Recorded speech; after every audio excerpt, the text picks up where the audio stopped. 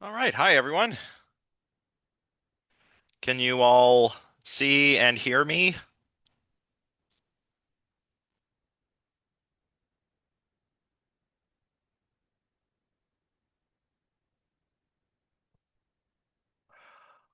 I hope so. Nobody's saying they can't. Um, okay, perfect. Thanks. All right. So today's topic is mental causation, which, we've kind of, um, we've kind of been gesturing towards or encountering from time to time throughout the class. Of course, today we're going to look at it in more detail following Kim's chapter. So, mental causation. Um, Kim's example that he uses to illustrate this is drawn from Proust, right? And just for illustrative purposes, this also caused some interesting mental events in me, right? Um, and so let's go over the example, right? He's talking about Proust's remembrance of things past and how just by eating this cup of tea with these little cookies, he's thrown back into the past and remembers how his aunt used to give him tea when he was young and had these cookies, and then he goes on to recall all of these events. Um, for I think something like 3,000 pages worth of material, right? Um, the tea thing caused a mental event in me, namely the thought of Earl Grey tea, which is my favorite type of tea. Which of course reminded me of this character, Captain Jean-Luc Picard, who always drinks Earl Grey, tea, Earl Grey hot. That's how he likes it. Um, which of course might cause any number of other mental events to happen, like I don't know, remembering my favorite episode of this program, or some other type of hot beverage, or you see how this goes, right? Um, it seems like here we have a case of a physical event, like in my case or Proust's case, where some kind of sensory experience, eating the tea or drinking the tea, um, causes a sort of mental chain of events where he starts recollecting all kinds of things from his past, and similarly, a physical sort of experience. My reading this account quoted in Kim's chapter causes in me a series of mental events. As Kim puts it on page 195, right? Mental phenomena are intricately and seamlessly woven into the complex mosaic of causal relations in the world, or so it seems, at least. Um, so, what other examples of mental causation can we come up with? Hopefully, we can come up with a few. We've looked at physical mental causation just now, some sort of environmental state of affairs impinges on our sensory systems in such a way that it causes perceptions, memories, maybe other thoughts. But what other kinds of mental causation can we think of?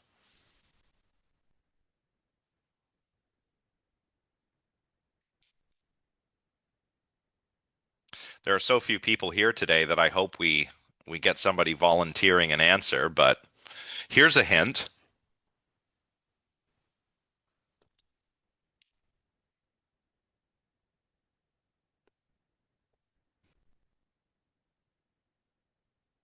Nothing, huh?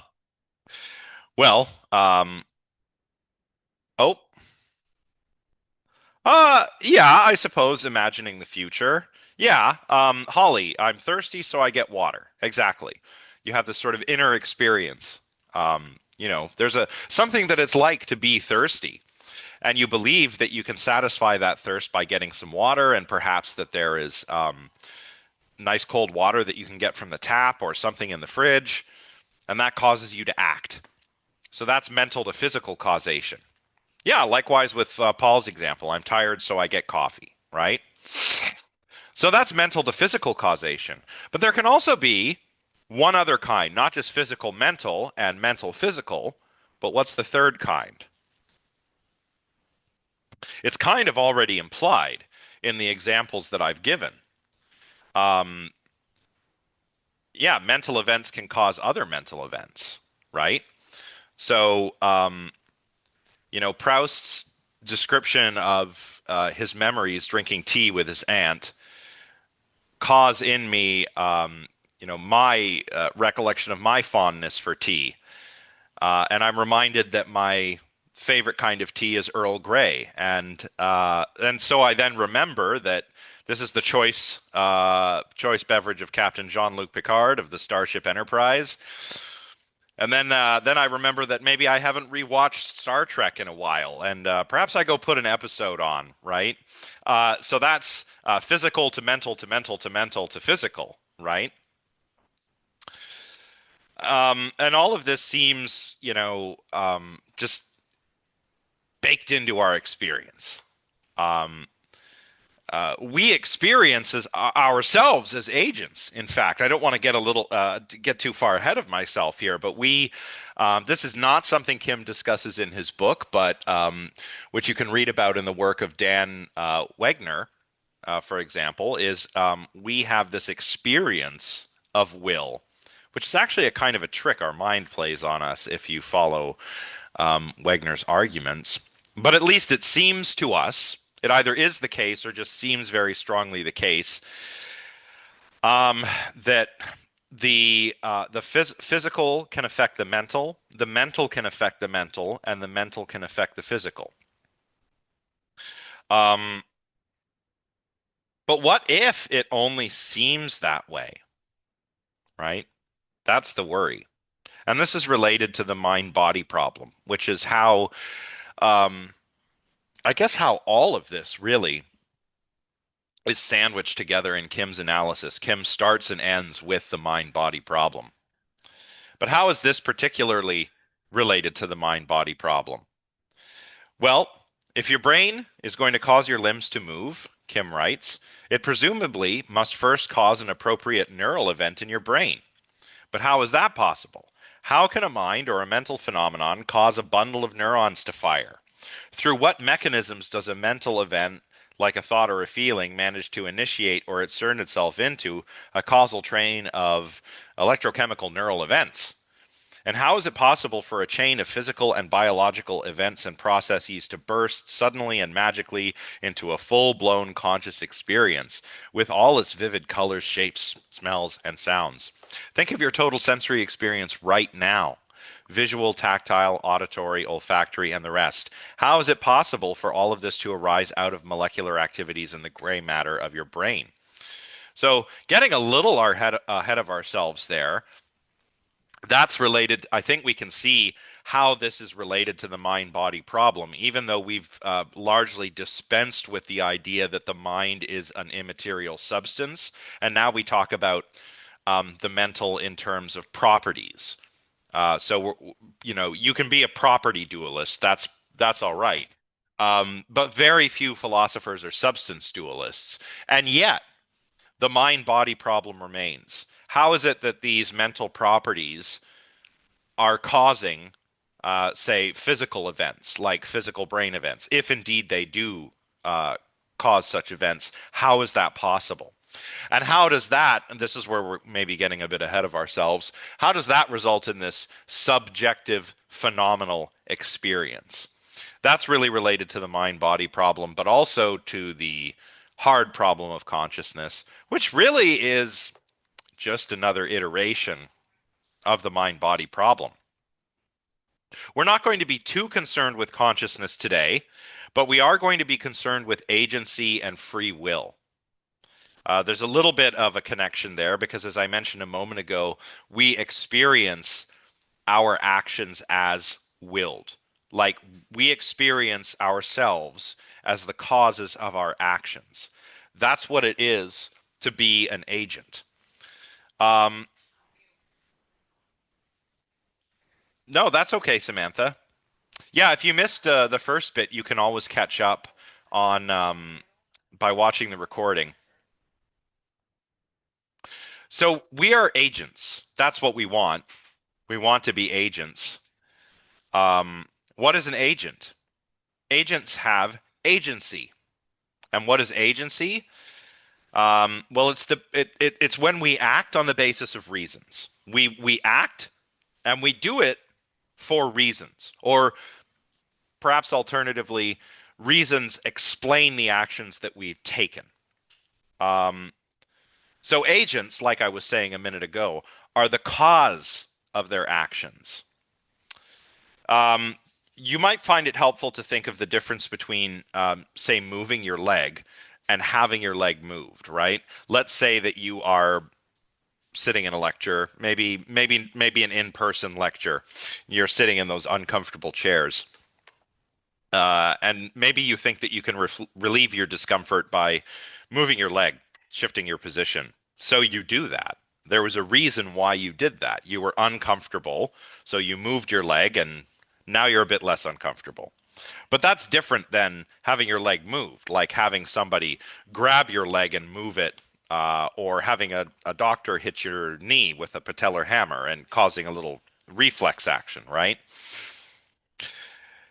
In the initial case where you're moving your leg, that's an agentive action, right? You caused that action. But you did not cause your leg to move when the doctor hit it with a patellar hammer. The doctor did.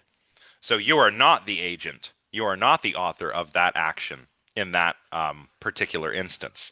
So this is all pretty straightforward, right? Agents have agency by virtue of the fact that agents perform actions on the basis of reasons, and actions are different than happenings, things that happen to you. Are we all clear on what an agent is in the philosophical sense? Excellent. And that gets us back to the desire, belief, action principle, which you'll remember from earlier chapters, right? The desire, belief, action principle says that if an agent, S, desires something and believes that doing A is an optimal way of securing it, S will do A. And this illustrates the sort of mental causation that we started off with. So I desire something, and I believe that doing A is a means of um, securing my desire, of satisfying my desire, then I'll do that. So beliefs and desires interact to cause actions. And that all takes place within the mind of the agent. That is how it is that an agent is an agent. But maybe the belief, desire, action principle is a little too strong. After all, do you always act, right? Do you always just act when you have a desire and some associated belief? Let's see if we can come up with some examples. What's a desire that you maybe have but you don't act on?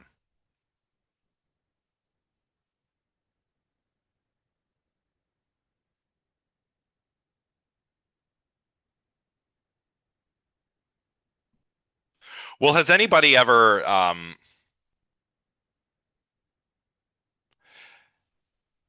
maybe been in a situation where uh yeah, kind of like what Lee says, like if you're trying to avoid sugar, right? Um well, sneezing is a happening, right? Deciding not to sneeze is certainly an agentive action if you can. Like some people can kind of stop themselves, right? They feel a sneeze coming on and then they're like, "Ugh," and they like somehow don't sneeze. Um, but the sneeze is a happening. I wouldn't say the sneeze is a desire, but the desire not to sneeze is a desire. But yeah, my example was going to be like, let's say I'm trying to be a little healthier, right? I'm going to try not to eat so much junk food. So I might have a desire um, to eat that slice of cheesecake in the fridge. And I have the belief, notice that too. Like, I believe there's cheesecake in the fridge. I desire to eat that cheesecake. I could satisfy my desire by going and doing that, but perhaps I have another desire to eat healthier. So I decide, well, it's not cheat day, so I better not eat that cake, right? Yeah, going on your phone while studying. You might desire to go on your phone, but you know that it's more important to study, so you don't act. Yeah, yeah, Josh, that's a good example. Yeah. Like if you move, one of those horrible situations will occur where, you lose some hair that you did not expect to lose. Like in those fail videos on the internet, right? So yeah, you might have a propensity to fidget, which would be a happening, um, or maybe you're just not comfortable. Um, so you have a desire to move, but you don't because of another reason that you have not to move. Yeah, Paul, good example. Don't swim in the fountain. I mean, it might be fine. Then again, who knows? Yeah, yeah, Samantha, that's a good example. Like you want to help, but it's important for her to learn how to do that on her own, right? So you kind of have to let her figure it out. Well, not completely. You can help a little bit. Yeah, thinking carefully before saying unfiltered thoughts. All of these are good examples, right? The shoes go on the wrong foot. Yeah, that's funny. Um, so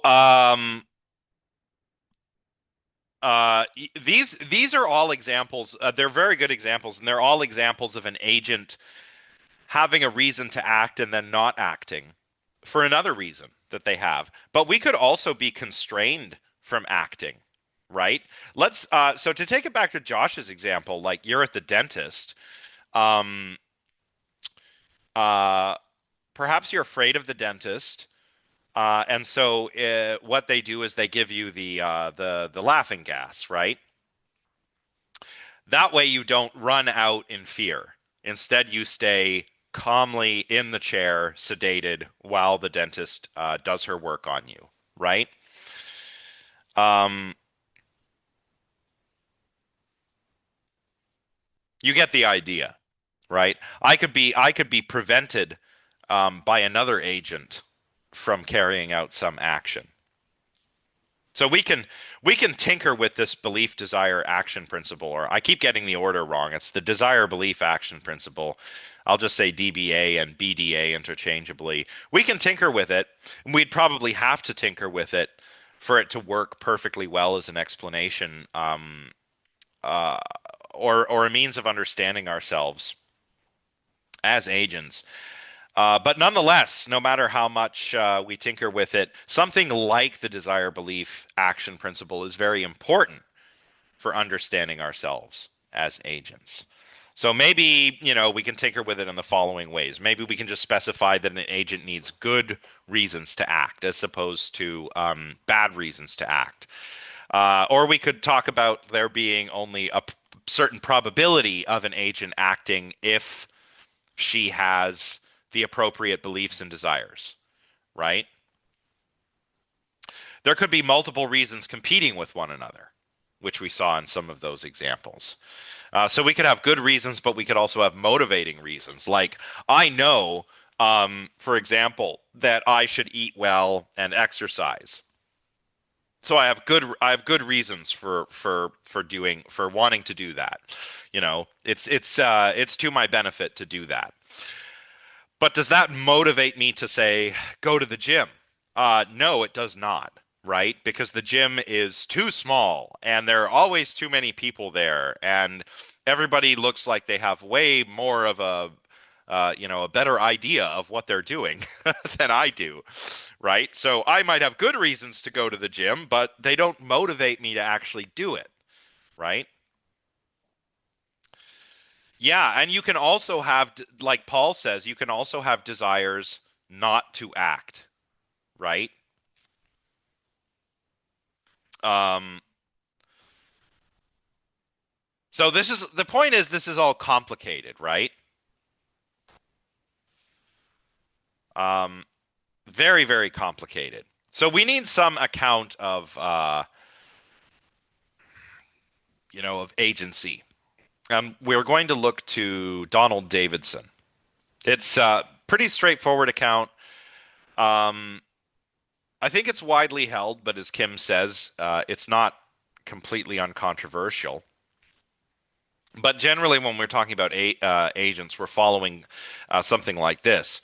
We say the reason why an agent did what they did, why the agent acted the way they did, we say that reason is the cause of their actions. And this could be quite complicated. There could be like a super complicated causal chain of all kinds of beliefs and desires interacting in your mind. Um, so it can be simple, it can be complicated, but basically the idea is the reason you did X, whatever X is, that reason is the cause of that action, X. So that makes a reason or a reason for an action is also an explanatory reason in that it explains the action. This is how Kim puts it. He says on 197, an agent is someone who is able to act for reasons and whose actions can be explained and evaluated in terms of the reasons for which he acted. This entails that reasons, that is, mental states like beliefs, desires, and emotions, must be able to cause us to do what we do. Since what we do almost always involves movements of our limbs and other bodily parts, this means that agency, at least human agency, presupposes the possibility of mental to physical causation. Somehow your beliefs and desires cause your limbs to move in appropriate ways, so that in 10 seconds you find your whole body made up of untold billions of molecules and weighing over 100 pounds, displaced from your bedroom into the kitchen. A world in which mental causation does not exist is one in which there are no agents and no actions.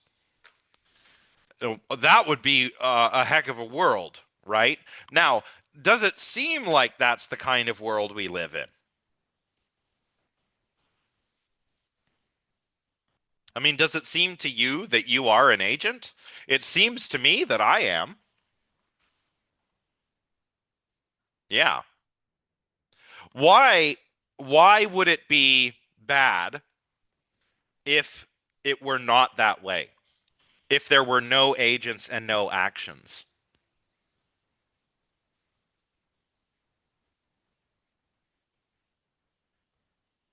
Yeah. Yeah, Paul, that's right. Moral responsibility goes out the window. Why am I, and this is kind of going outside of philosophy of mind and into ethics, but that's fine.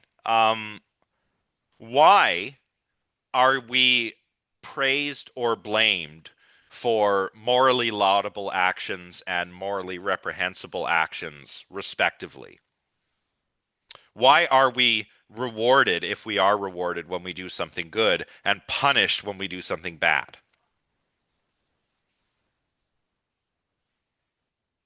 Yeah. It's like I did that. I had a reason for doing that. So maybe and this also can get quite complicated, right? Um I might have a good reason for doing something good and I do something good. I might be then praised or at least know that I've done the right thing. I might have good intentions, but still cause something bad.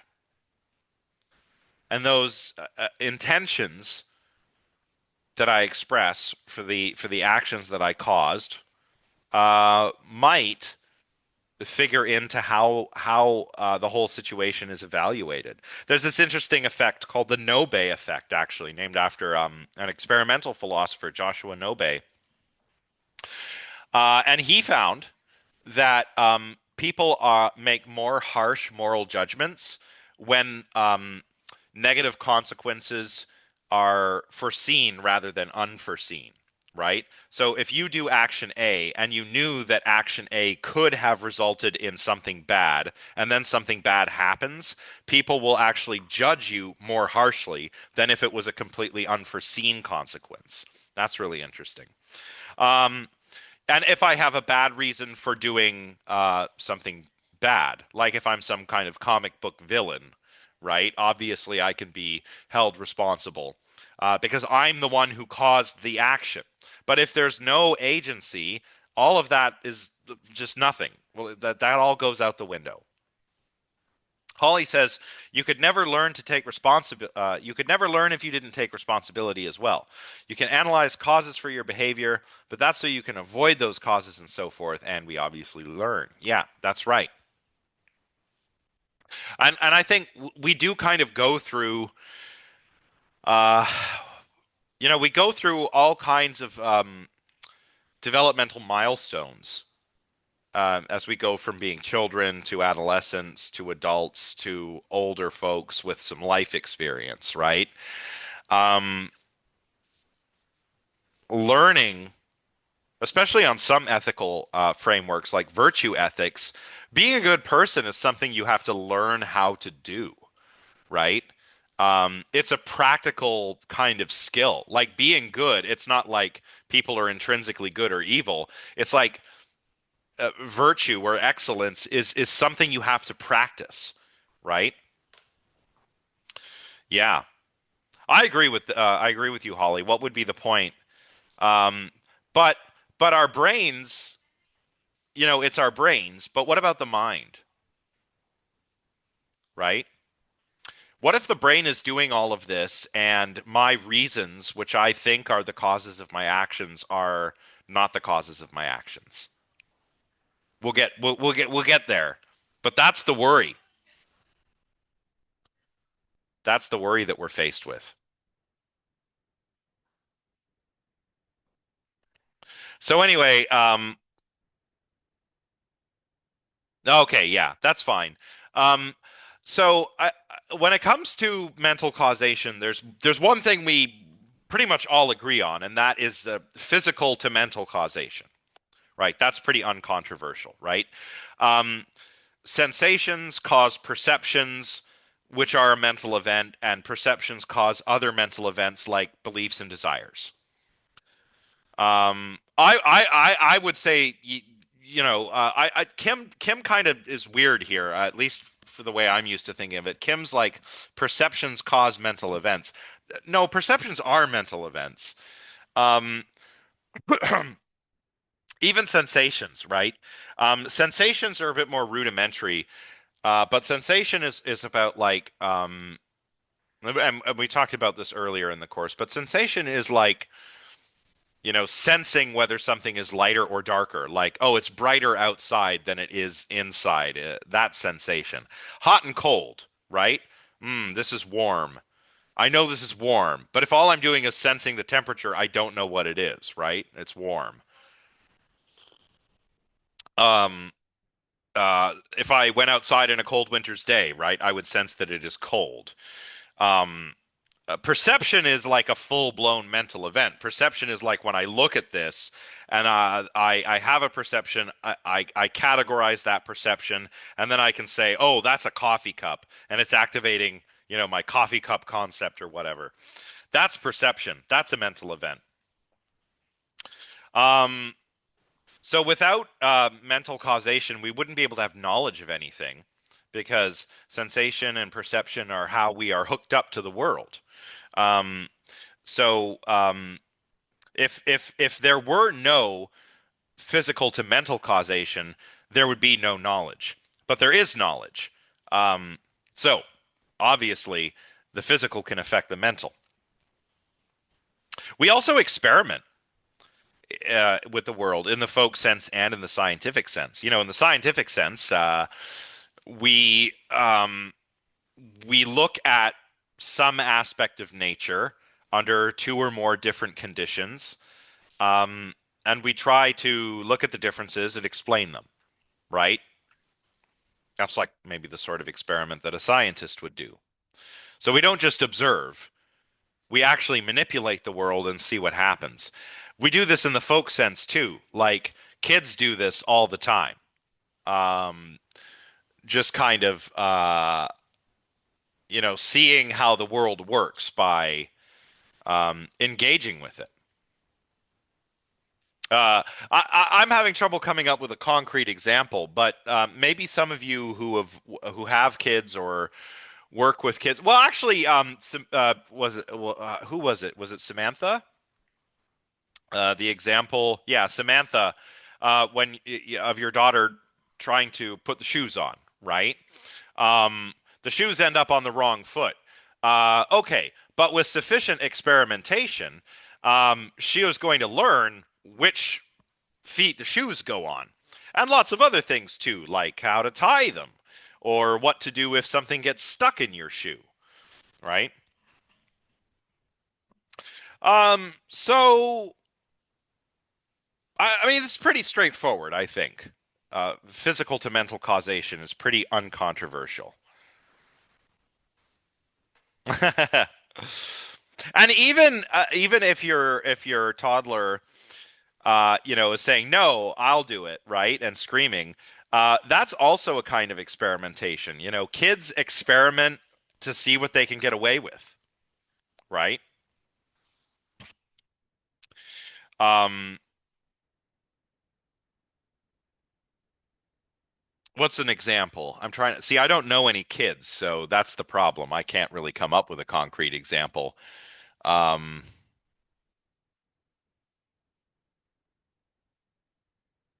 I guess kids often. Uh, sorry, I distracted there. I guess.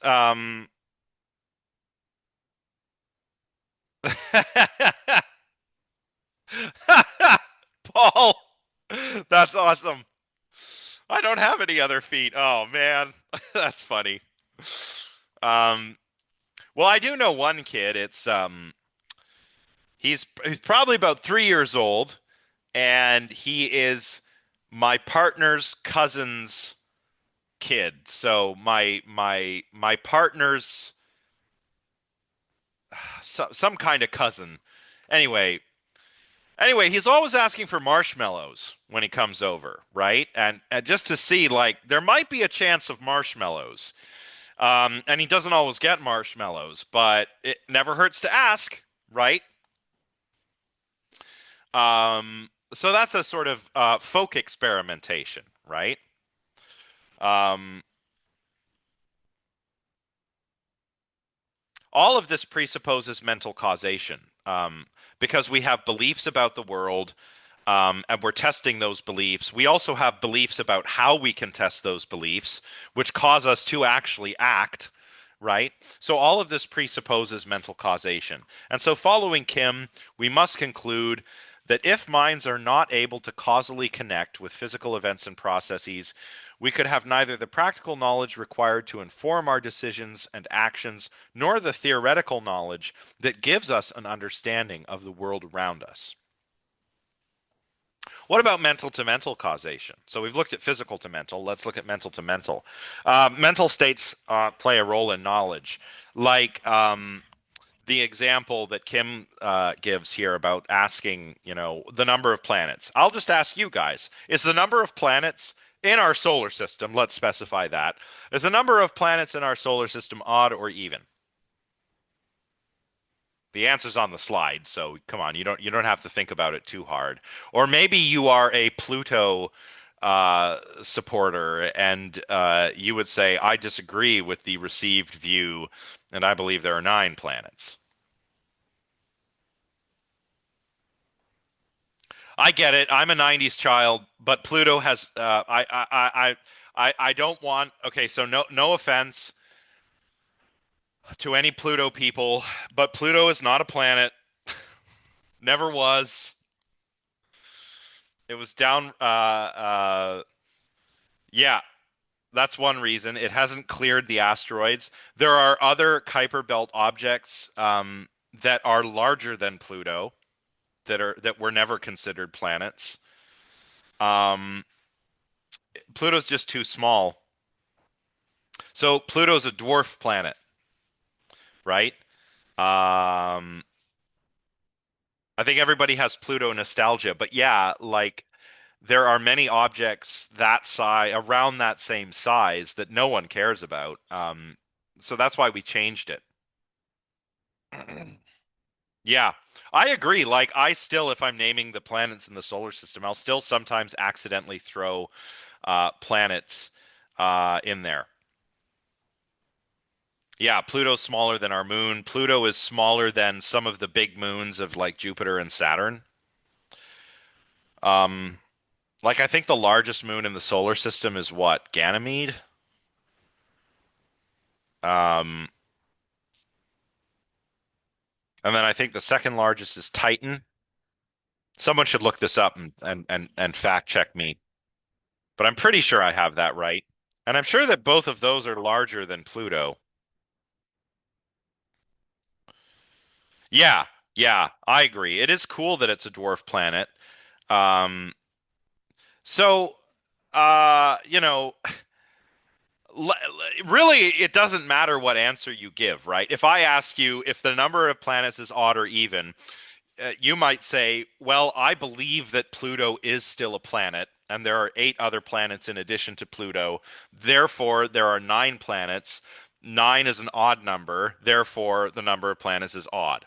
Or maybe you're like me and you're like, screw Pluto. There are eight planets. Eight is an even number. Therefore, the number of planets is even. Those are all like representational states, mental states interacting with one another so that you can reason out and give an answer. That's mental to mental causation. Um, um, it's again like to remind you of what I pointed out in the work of Thomas Hobbes when we were talking about machine functionalism.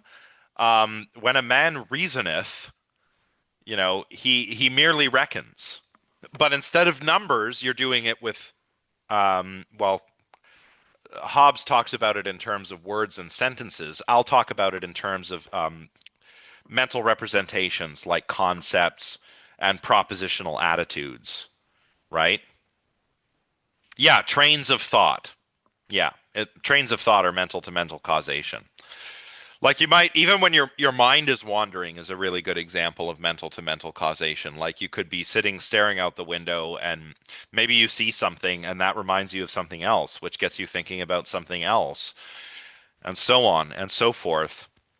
That's mental to mental causation. Yeah, we also probably all have beliefs now that are inferred from other beliefs that we have.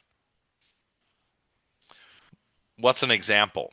Not to do necessarily with, facts about the natural world like planets and how many planets there are in the solar system, but I don't know, what's a different sort of belief that you have that is inferred from another belief that you have?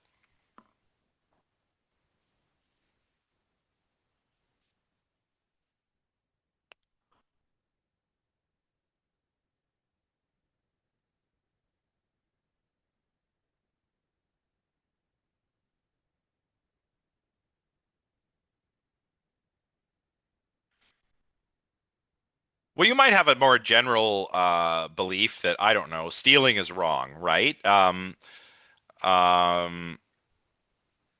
oh yeah, okay, yeah. Well, that's a natural example. Yeah, like you believe certain things about the natural world, so you do not believe that your hand will pass through the table. I mean more like beliefs that have to do with agency, like but that is a good example. But like my example was going to be, if you believe that stealing is wrong, it is immoral to steal, then you have this sort of standing belief. So when you go through the self checkout, maybe you could just take that Parmesan cheese that you didn't scan, but you decide, no, that would be morally wrong. So you don't take the cheese, right? Yeah. This is a good one. Every adult deserves to have a say in what government is in power. Therefore, everyone should have the right to vote. Yeah. Yeah, it follows from every adult deserves to have a say in government that every adult should be able to vote.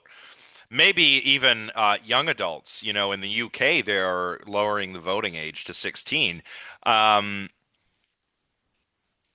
I'm actually kind of optimistic about that. And I think it would be pretty cool if we did something similar. After all, you can drive a car when you're 16, not by yourself, but you can begin to learn to drive a car. You can drop out of high school. You can join the military. Um, so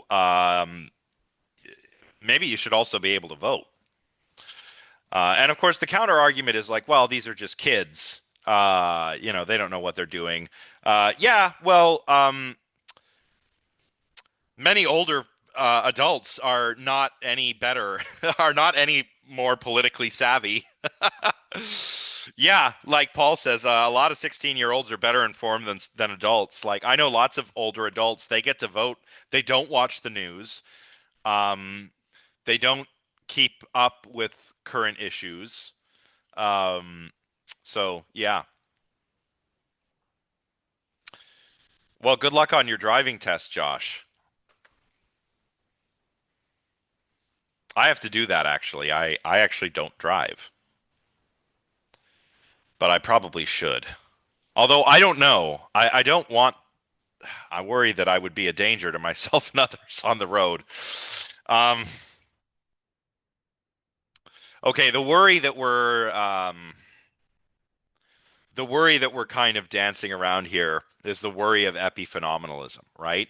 What if so there's mental to physical causation, but what if there's not really any mental to mental or mental to physical causation? That would mean epiphenomenalism. Epiphenomenalism. On epiphenomenalism, all mental states are caused by physical events, but mental events have no causal powers. Mental states are all effect, no cause.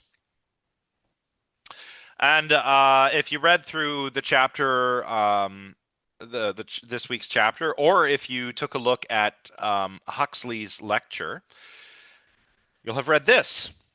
This is what Huxley, Darwin's bulldog, had to say about animal consciousness in the 19th century. The consciousness of brutes, he said, would appear to be related to the mechanism of their body simply as a collateral product of its working, and to be as completely without any power of modifying that working as the steam whistle which accompanies the work of a locomotive engine is without influence upon its machinery. Their volition, if they have any, is an emotion indicative of physical changes, not a cause of such changes. So what Huxley is saying here, and he's looking at the sort of history of the hypothesis that animals are automata, that they are what we would nowadays call robots, right? Self-mover. Automata means automaton means self-mover, like a clockwork mechanism. So Huxley is saying, if you go back from Descartes, you find this idea that animals are automata. You see it in the 18th and 19th century experiments on simple creatures like frogs. So frogs can have certain parts of their brains physically removed, um, and yet they still kind of automatically behave in certain ways, like swimming if you put it in water. Like they behave sort of reflexively. And there are even people who had suffered brain damage where it seems that nobody's home, yet they are able to sort of automatically um, that behave automatically in certain ways, like walking around a familiar environment and avoiding obstacles, right?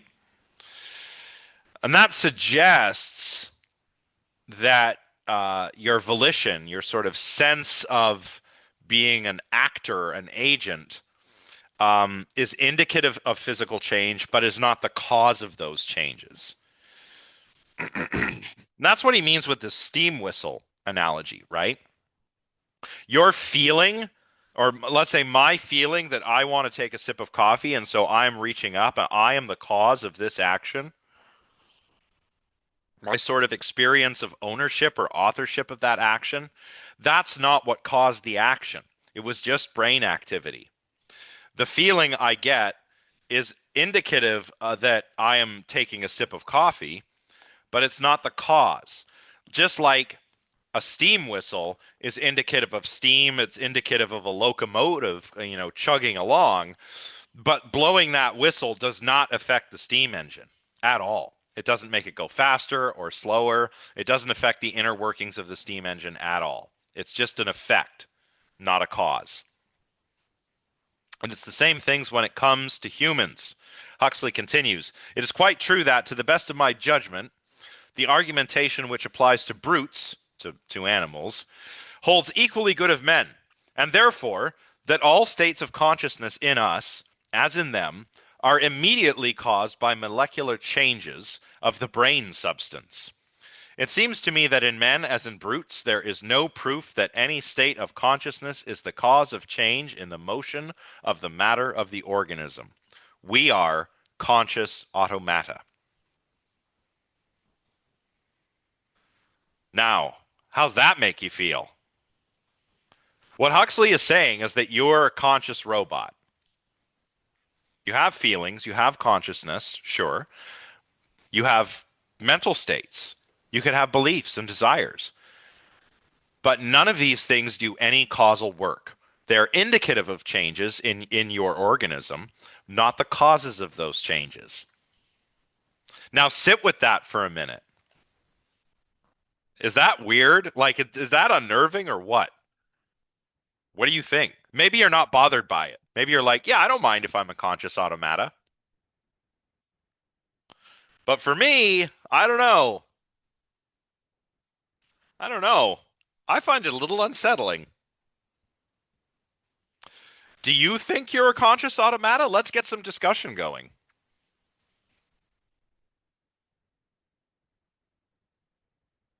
Or, if you like, you can also provide an example of either a similarity between this view and another thinker we've looked at, or other examples of epiphenomena. I don't know. What do you think?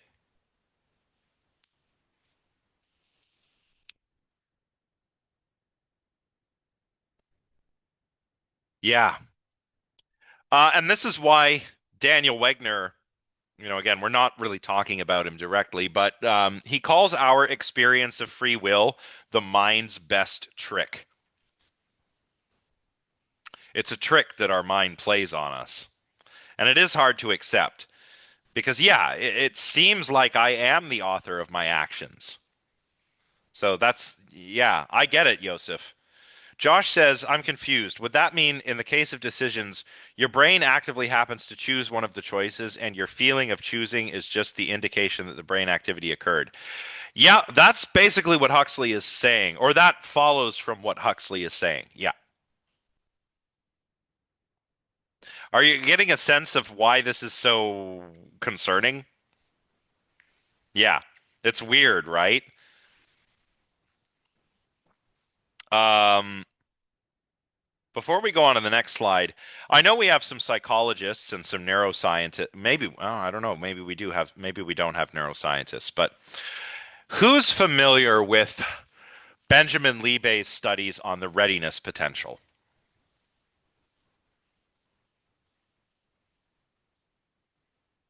Very famous neuroscientific study. Okay, Paul's a little familiar with it.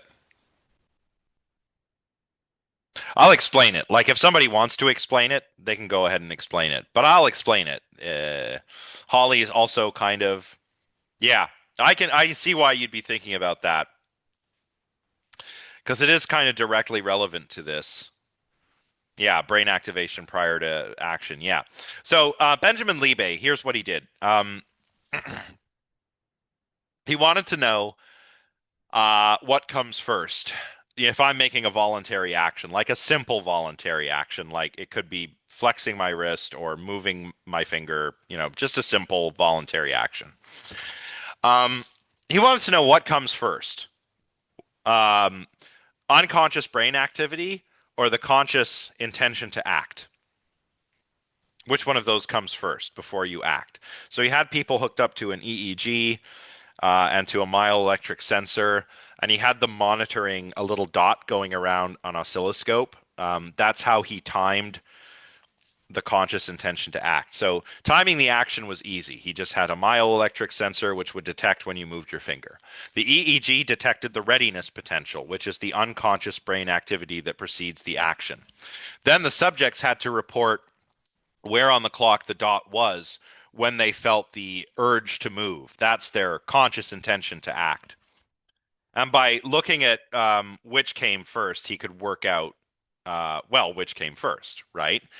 Um, and what Libe found in these experiments was that the unconscious brain activity preceded the conscious intention to act by not an insubstantial amount of time, right? A few hundred milliseconds, which is a long time in terms of brain activity.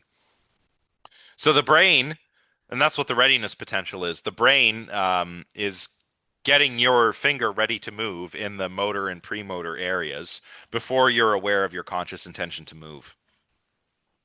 So how do we interpret something like that? Well, um, Libe himself did not argue that this does not mean we don't have free will, right? This doesn't mean we don't have free will.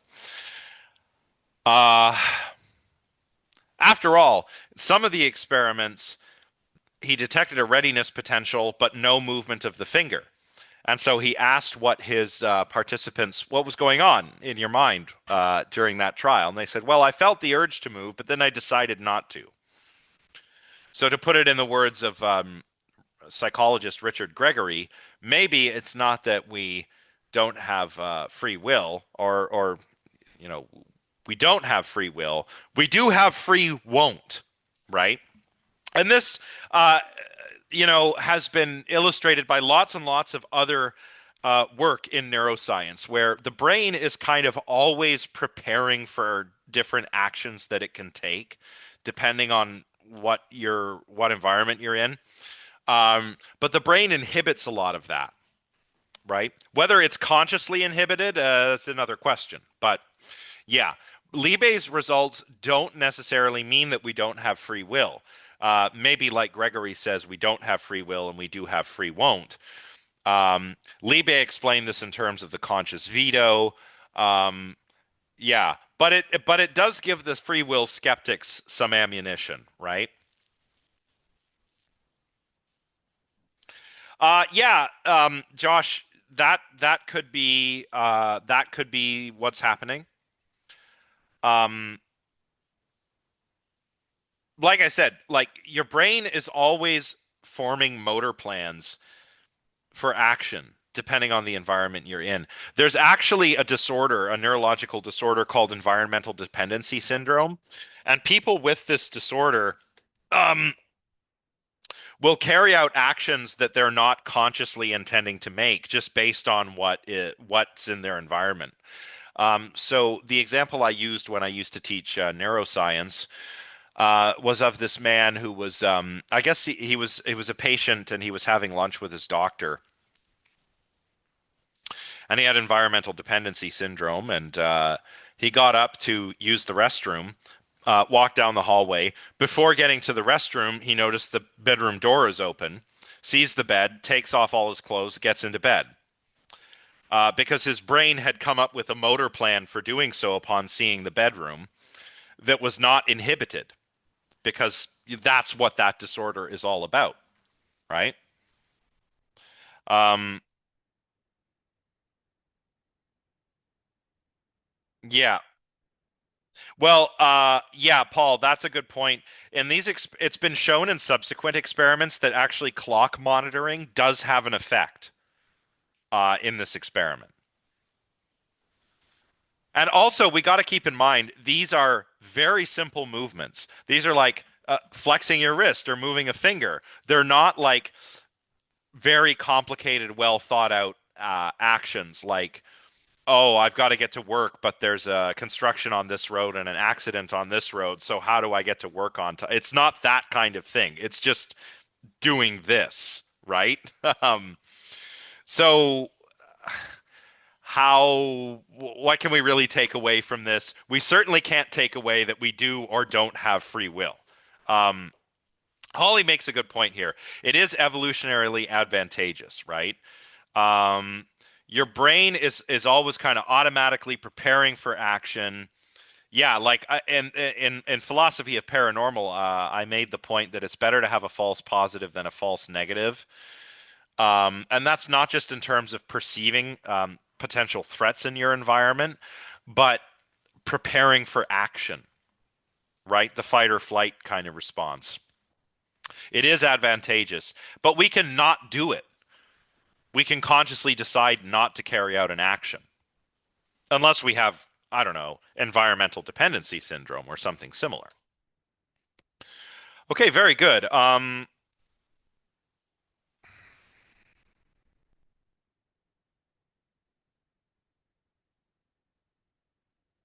Yeah. Oh, okay.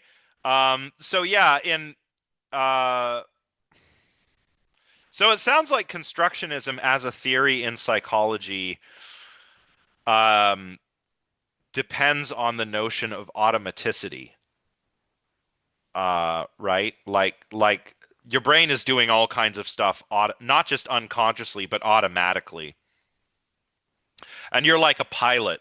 I don't want to get into the Cartesian materialism, but like your giant robot is doing a lot of things without you having to worry about them. But you can take over and be the pilot. You're not in the giant robot on automatic pilot all the time.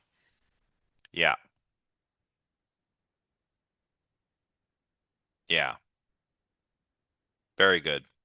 So how should we respond to epiphenomenalism? The epiphenomenalism, again, as I'm fond of putting it, is the idea that mental states are all effect, no cause. They can be caused by physical states, but they cannot cause other mental states or other physical events.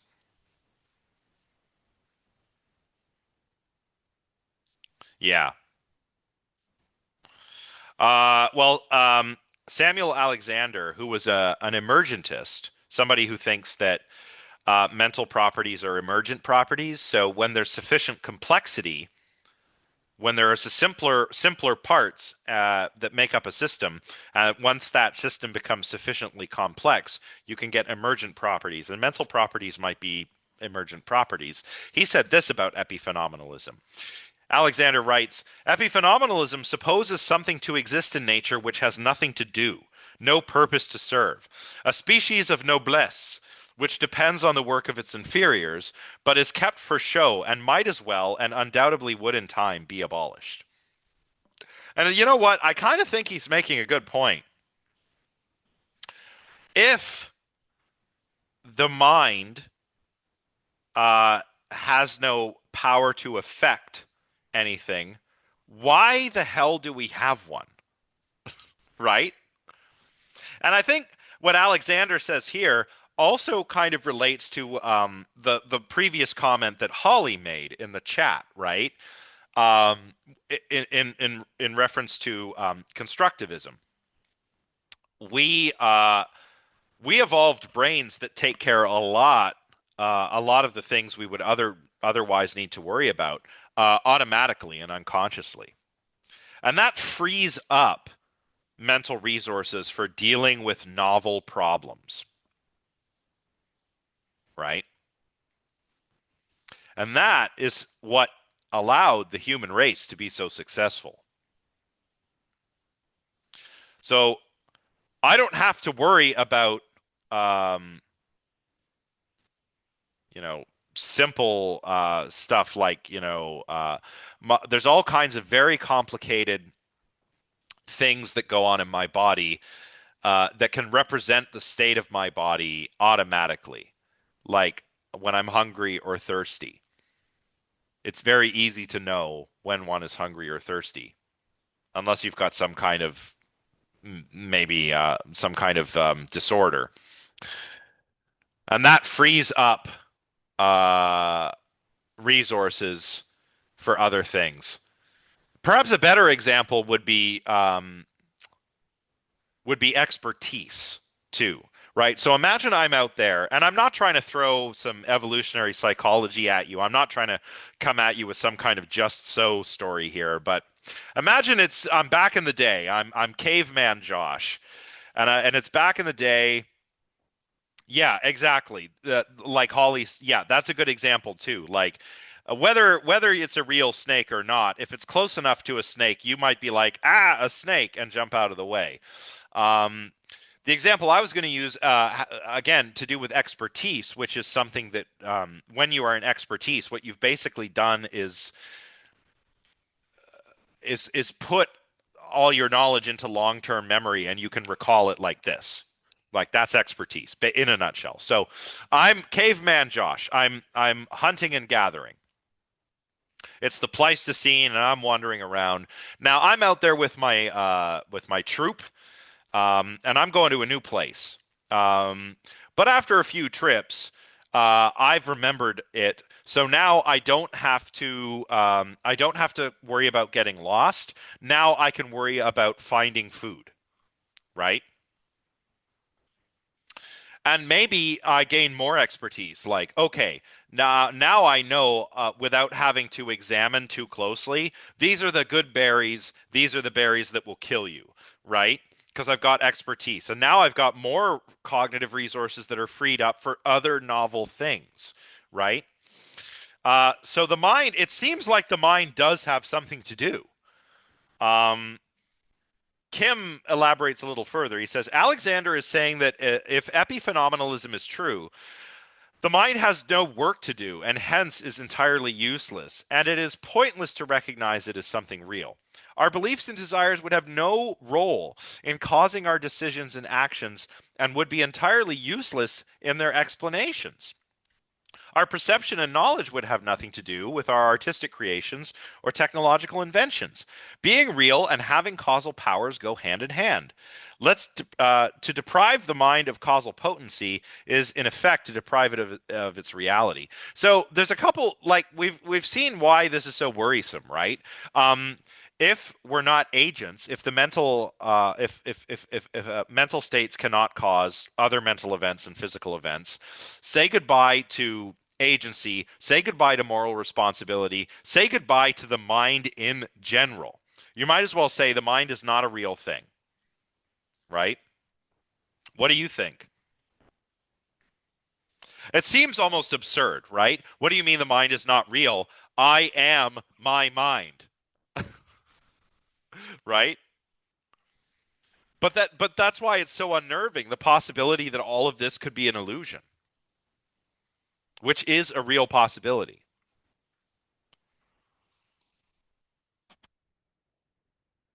I guess the position that the mind is not real, we could call strong epiphenomenalism. Um, it's the weak epiphenomenalism that says that the mind is real, it just has no causal powers. Most people aren't strong epiphenomenalists, but most people think that mental causation is something that we ought to try and save, right? It's a desideratum.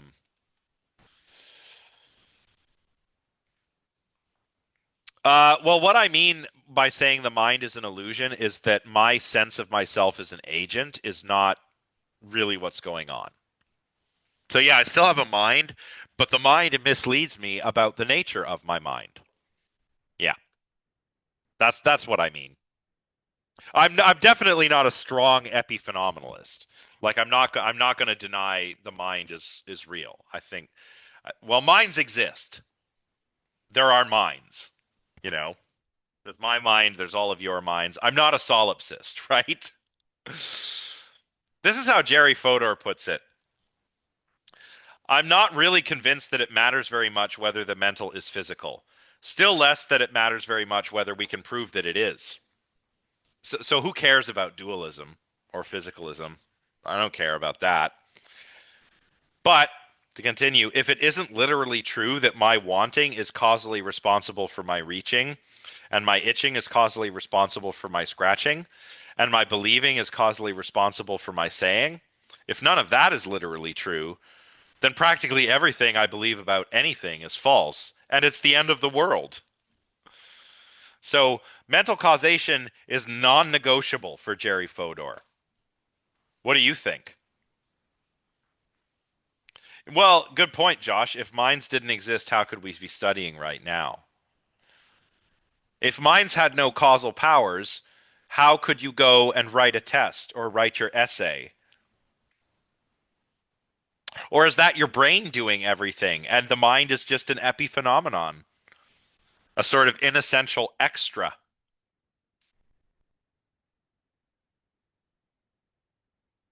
Here's the thing. I agree with Fodor.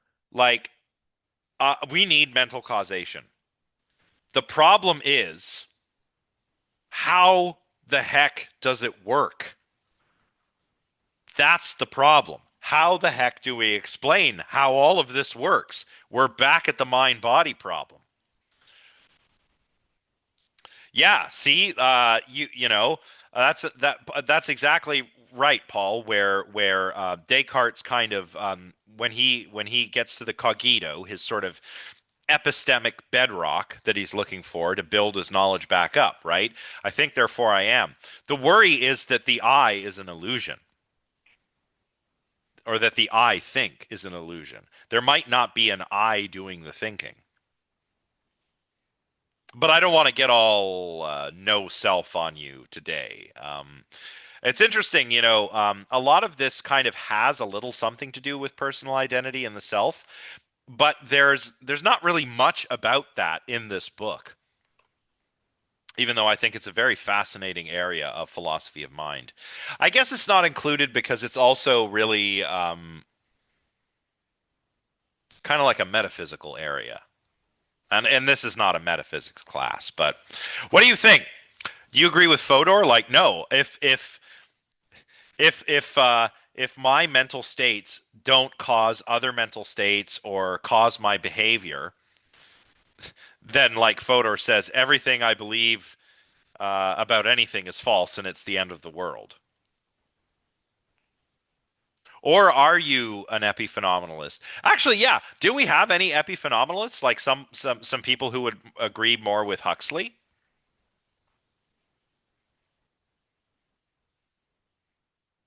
I don't think that Kim is an epiphenomenalist, but he's absolutely worried about epiphenomenalism. And I would say I'm also kind of yeah.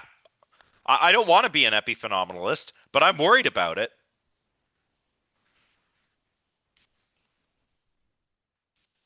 Ah, come on. I know we only have 18 people today. Well, 17 excluding me, but yeah, Holly, can you elaborate like in the middle? What do you mean by you're somewhat in the middle? Like the mind maybe just I'll make a guess based on the comments you've offered up to this point is that a lot of the time you don't have to do a whole lot as an agent, but when necessary, you can and you are an agent. Is that what you mean by sitting in the middle?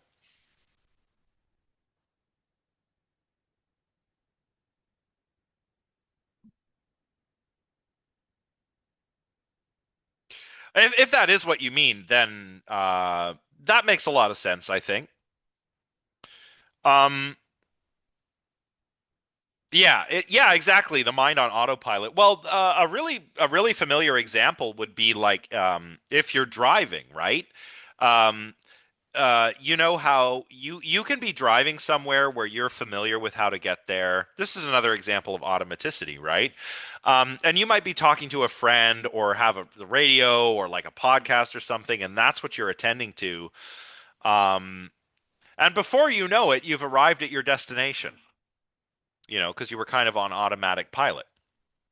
But if an animal ran out onto the road, you could consciously take over and stop or avoid of hitting it if possible, right? Um, yeah,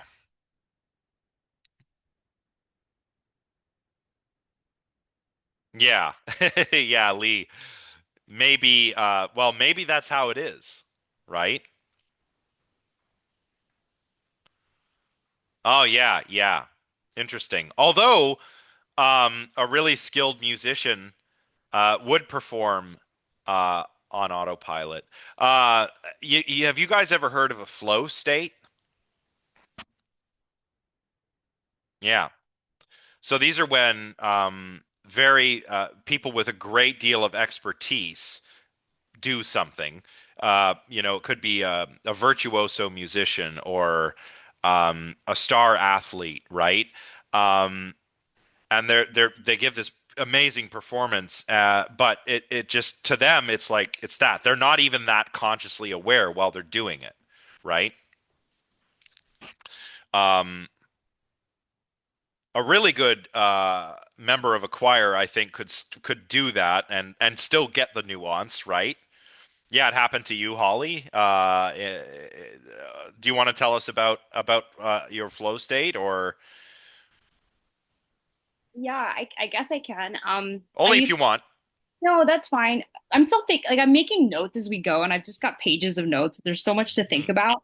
Hmm. Um, but my flow state, I was in a figure skating competition, and just partway through, and I think it has to do with like stress level and competency. But in any case, I did this move. I like from one end of the ice to the other end of the ice. I'm holding my like foot up over my head, and the time that it at least it felt for me to take sorry, I'm not articulate today, from one end of the ice to the other end of the ice seemed like an eternity. Like time just slowed down. I kind of disassociated with my body, but at the same time was more in tune with my body than I'd ever been before. And I was able to think much more rapidly. That's the best Yeah. way I can describe it. It was like I could see the ads on the boards going by far more slowly than I had ever experienced before. And Hmm. then I snapped out of it and I had to do something else. But Wow. that's Yeah. the best way I can describe it. It was hyper awareness though, and it had nothing to do with what I was doing necessarily. It was like, oh my God, look at this environment around me completely in slow motion. Yeah. Very interesting. I've Yeah. had almost an opposite experience where, so when I was in high school, sorry if this is a bit self-indulgent, but when I was in high school, I was a band geek, but we didn't have a regular band.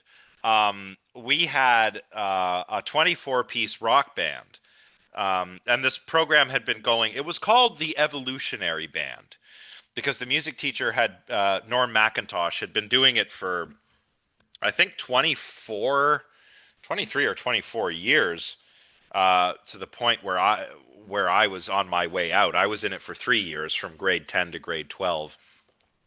Anyway, we had four vocalists, two guitar, two bass, two drummers. We'd take turns, full horn section, full stage crew, all student run, all directed by the music teacher.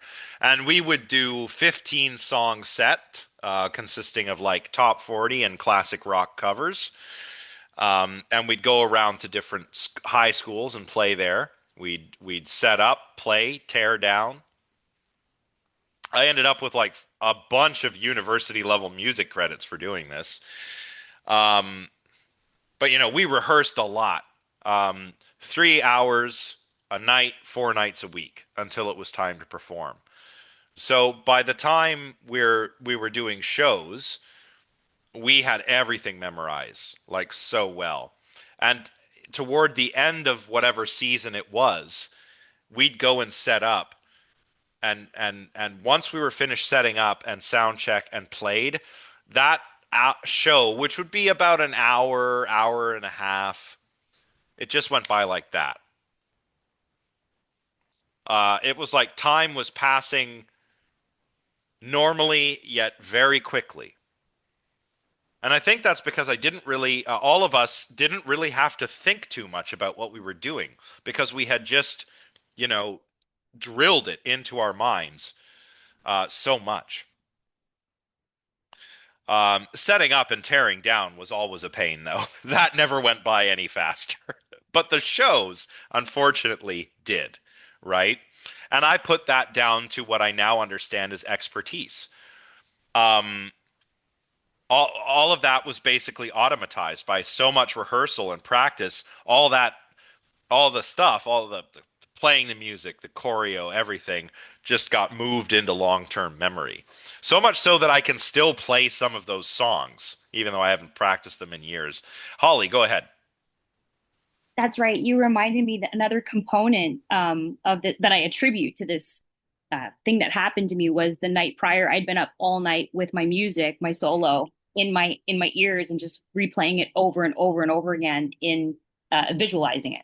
Yeah. So yeah. And this is something that athletes will do this. Pilots also do this, where you can mentally rehearse, and it's actually effective. Like sports psychology, research in human factors and stuff. It shows us that mental rehearsal works, right? Um, which again, like that seems to be a pretty good bit of evidence against epiphenomenalism. So anyway, it's 3:50. Why don't we take a break?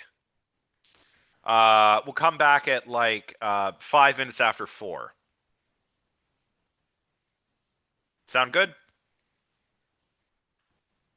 All right. That's what we'll do. I'll see you in about 15 minutes, everyone. Okay, let's get back into it. Before we do, I got to read over Joshua's comment. So all this reminds me of a silly example, but one that's related. Anyway, I play video games, and I had just got into playing a new character. I was very bad at said characters, so I would often watch YouTube videos to see how other people played the character. I remember one night I was just lying in bed and just started visualizing myself doing the combos on the character over and over, how it would feel like on the keys of the keyboard, the sequence of moves, the speed, etc. The next day, when I played the character, I noticed I had wildly improved. Yeah, I mean, really, that sort of mental rehearsal is the same sort of thing we were talking about. Um, whether it's athletes or musicians, I mean, esports, I would think that a lot of those players who are doing like esports, like playing, God, I don't know what games they play, like League of Legends. I don't know. Is that something people do in esports? I guess so. World of Warcraft, maybe. I know people used to do like StarCraft 2 was a big one. They're probably doing that stuff, right? Those like top level esports players, they're definitely doing that. Yeah, okay, League of Legends.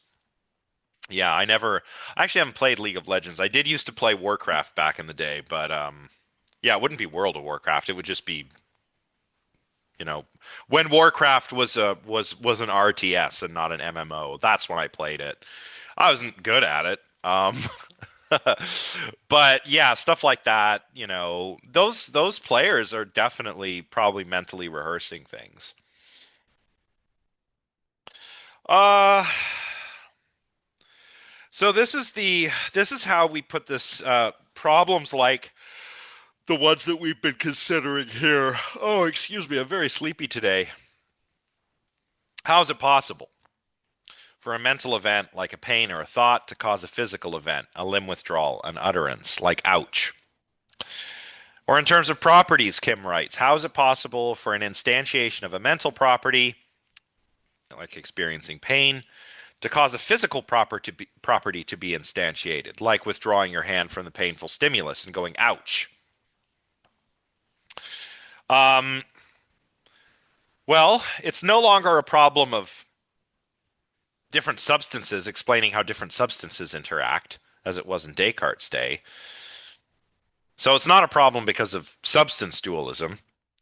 And it doesn't seem to be a problem in other domains either, right? We can talk about chemical events causing biological events. That's no problem, right? Like, uh, interesting example. I'm still here in North Bay. I've been doing a lot of fishing. I go down to Trout Lake over there after lecture, and I see what I can catch. And so I started looking into the local history of the lake. And I learned something very interesting. I learned that it had, at one time, a thriving population of Atlantic salmon, which I suppose were put there by people for fishing. And then in the 1980s, there was a chemical spill. It was like a train derailment, basically, and it caused a bunch of zinc to go into the water, and that killed all of the salmon. So that's a chemical event causing a biological event. Of course, it's been cleaned up, and they have actually reintroduced those fish. Um, I don't think the population's quite where it was, but that example serves, right? A chemical event can cause a biological event. It can cause, a chemical spill can cause certain species to die off. We can also talk about political events causing economic events and vice versa, right? Remember during COVID, um, everybody was worried about the spread of the virus. So what we did is we started isolating, stay home. Restaurants were closed. Remember that first year we were all lining up outside of the grocery stores and they'd only let so many people in at a time, right? Those were political decisions that the government made in order to mitigate the spread of the virus so that hospitals didn't become overwhelmed. Political event, arguably, which was caused by a biological event, a pandemic. But that caused economic events. A lot of small businesses really struggled. Some of them did not survive the pandemic, right? And so then we had to implement other economic events, those loans for the small businesses, or what was it called? CERB. People, if they lost their jobs, they could get CERB, right? Um, so no problem. These different events causing events in other domains. Why is it a problem for mental and physical causation? It could be because of some of our assumptions. So let's examine some of our assumptions.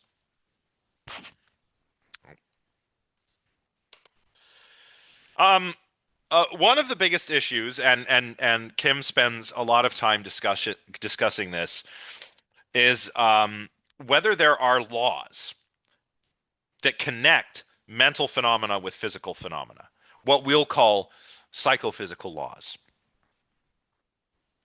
Uh, Donald Davidson has this interesting position called the anomalism of mental states, or psychophysical anomalism, or anomalous monism.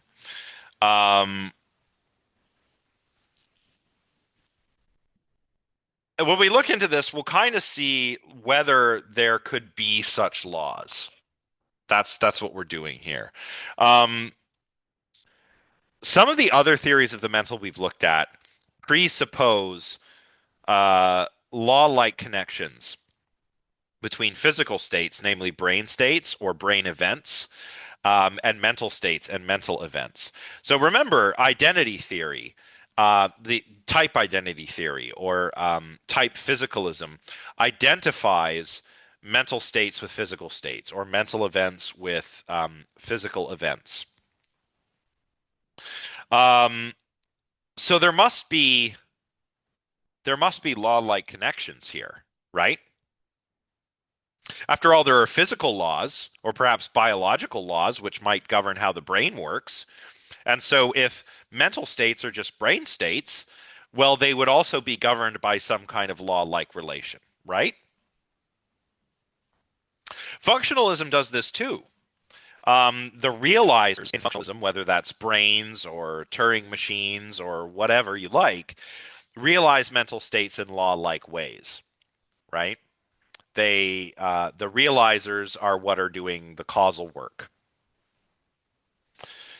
Now, Davidson, in his anomalous monism, is really only concerned with certain mental states. There are certainly law-like connections between physical and mental events when we talk about, for example, sensations and perceptions. After all, right, this was the bread and butter of the psychophysicists. Um, They were interested in discovering the law-like relations between things like brightness and perceived luminosity, or sound pressure and perceived loudness or volume, right? Um, there's obviously some law-like relation between, the wavelength, as we looked last time, like last time when we looked at the inverted spectrum argument. There's a law-like relation between the wavelength of light, of electromagnetic radiation, and what colors we perceive, right? If you perceive something that's like 750 nanometers, light affects your cones in such a way, it's reflecting off of the thing you're looking at a certain wavelength that causes a certain color experience. Red, if it's 750 nanometers, if that's the wavelength of those EM waves, right? Davidson's not really interested in those. He wants to know whether there can be psychophysical laws when it comes to things like propositional attitudes, so beliefs and desires, right? Um, he thinks there's an absence of such laws when it comes to intentional states and their role in behavior. That's what the anomalism means in this context, right? That's what anomalous means. Last term, if you were with us last time, you know that we talked about anomalistic psychology. That was in my philosophy of the paranormal class. And when we're talking about anomalies in that situation, we mean something that's kind of out of the ordinary, but that's not necessarily inexplicable on naturalism. But the actual etymology of this word means without law, right? Anomaly, anomalous. These come from nomos, which means law or order, and we have the a perivative in the front. So a anomaly, a nomos, lawless or orderless. Um, so that's what anomalism means in this context. Psychophysical anomalism means that, well, there might not be laws connecting certain mental events and mental states, namely these propositional attitudes, these intentional states, the states with content, with behavior. A behavior being the physical states and the physical events. Right? It's easy for us to identify the neural correlates of perceived color or pain and the inputs that cause these neural states. But it's not necessarily obvious that we can do the same for beliefs and desires. There could be laws. They must be very complicated if there are. Anyway, here's how Kim kind of puts Davidson's argument. Kim says one of the crucial premises is that the ascription of intentional states like beliefs and desires is regulated by certain principles of rationality that ensure that the total set of such states attributed to a person will be as rational and coherent as possible. Kind of something like the principle of charity, right? When I attribute beliefs and desires to you to explain your behavior, what I'm doing as I make those attributions, I'm also assuming that you are a rational person and that all of your beliefs are coherent, right? Like if you again, if I see my partner leaving for work in the morning and she takes her umbrella, I assume she's doing that because she believes it is going to rain and she desires to not get rained on. I don't assume that she thinks she's going to fly to work using the umbrella like Mary Poppins or something, right? I don't attribute irrational beliefs to her to explain her behavior, right? We also, Kim continues, attribute to a subject beliefs that are obvious logical consequences of beliefs already attributed to him. Yeah, she believes that umbrellas work a certain way to protect us from the rain or perhaps the sun if it's very sunny out, right? So rationality and coherence are constitutive of the mental here on this is what this premise is kind of assumes, right? Rationality and coherence are constitutive of the mental. So we are reasonable. We don't want to be irrational, and we want to make sure that all of our beliefs kind of cohere with one another. This is actually coming from a view in epistemology called coherentism, where our beliefs are all supposed to hang together, kind of like a spider web. And we want them, and we want our beliefs to be coherent, but also rational. We don't want to hold beliefs that are inconsistent with one another. That's what it means to be irrational in philosophy. If you have conflicting beliefs, that you hold at the same time, you're being irrational, right? And again, this is all to do with intentional states, not with sensations or perceptions. Yes, we can have misperceptions and stuff, but that we don't count that as being irrational. If I um, uh, see a stump and I mistake it for an animal, and so I believe there's an animal there, and I don't notice until I get closer that it's just a tree stump. That's not me being irrational. That's just me not perceiving things the right way. Um, but in the physical domain, in the mental domain, we seem to have this requirement of rationality and coherence. But there is no such requirement of the physical domain. The real world is just not the sort of thing that has to be rational and coherent. These are things that we want mental states, mental events to have, but physical events are just physical events. It's just um, physical events happening according to laws, right? There are laws of nature, right? There are these law-like regulations that we observe and that we express in like physical laws, sure, but rationality and coherence has nothing to do with those. So here's how Kim puts it, and this is from pages 205 and 206. Suppose now that we have laws connecting beliefs with brain states, so we have psychophysical laws. In particular, suppose we have laws that specify a neural substrate for each of our beliefs. A series of laws of the form that N occurs to a person at T if and only if B occurs to that person at T, where N is a neural state and B is a belief. So we have a law where I must be having a particular neural state if I have a particular belief. So if I believe that it is going to rain later, then I necessarily have a corresponding brain state. If such laws were available, we could attribute beliefs to a subject one by one, independently of the constraints of the rationality principle. For in order to determine whether she has a certain belief B, all we would need to do is ascertain whether B's neural substrate N is present in her. There would be no need to check whether this belief makes sense in the context of her other beliefs, or even what other beliefs she has. In short, we could read her mind by reading her brain. By being connected by law with neural state N, belief B becomes hostage to the constraints of physical theory. Um,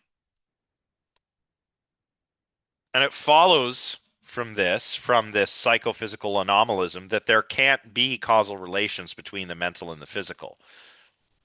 It's all physical laws. But Davidson wants there to be causation between mental and physical states. So maybe he can dispute the inference from this premise that causation requires laws to the conclusion that psychophysical causation requires psychophysical laws. Maybe there can be causation without laws that are like physical laws, like laws of nature. So that's what gets us finally to the anomalous monism. We try an alternative, which Kim describes as follows. If mental event M causes physical event P, kinds C and E, under which M and P respectively fall, and which are connected by law, must both be physical kinds. So M is really just a physical event. So all mental events that are causally connected to physical events are really just physical events. Um, thus, anomalous monism. Uh, Monism because it's all ultimately physical, and anomalous because there aren't really those psychophysical laws. It's all kind of reducible in a way to the physical happenings. So, on anomalous monism, again to follow Kim's description, to say that a mental event M is the cause of an event P, which might be mental or physical, amounts to only this. M has a physical property Q or falls under a physical kind Q, such that an appropriate law connects Q or events with property Q with some physical property P of P.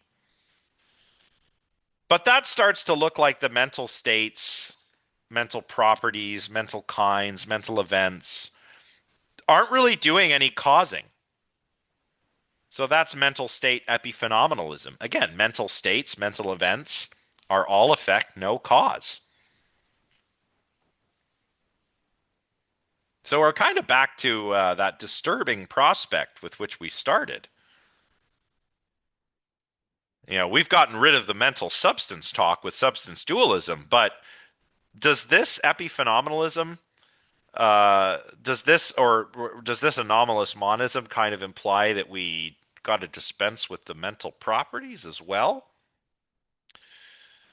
Kim says that the challenge posed by Davidson's view is really to answer the following question. How can anomalous mental properties, properties that are not fit for laws, be causally efficacious? That's the problem. Well, we could reject this position, or we could try to show that there's an alternative where we have anomalous mental properties, so mental properties that don't have these law-like relations with the physical states can be causally efficacious. Damn, why is it why? Can you elaborate, Holly? When I was reading this part, like from Davidson onwards, all my notes are just what the fuck is he talking about? Basically, I'm sorry, but it made no sense to me. I don't know if I was tired or what. So you explaining it, I'm like, oh yeah, that's a problem. So I'm just reacting and real time, like, damn, I don't know what to make of this. That's all. Yeah, like I get it. I'm not really an expert in Davidson's work, but what seems to be going on here is like okay, he wants for there to be mental to physical causation, but not with laws, with psychophysical laws. So how do we make that work without resorting to epiphenomenal? Like it might be epiphenomenalism, or there's got to be another way we can do it. There's got to be another sort of way of deriving these law-like relations. And maybe we can do it with counterfactuals. This is a very different approach than like the sort of physical laws approach, like how we identify laws of nature. This is a different sort of thing. So what is a counterfactual? A counterfactual is a statement that refers to how things might have otherwise been. So you can think of them as like what if statements, right? So let's try and come up with some counterfactuals, right? Well, you're all here watching lecture.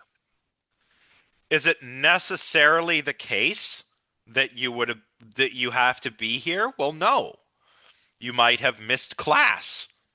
You might have a job. You can't attend this lecture because you have a shift and you got to go work it, right? So you're here now in class. I see all of you. I can see, well, I don't have the complete list, but right here I've got May, Holly, Lee, Paul, Josh, and I know there are others. I'm not trying to forget all of you, but it could have been the case that some of you were not here today. So a counterfactual statement expresses that kind of thing.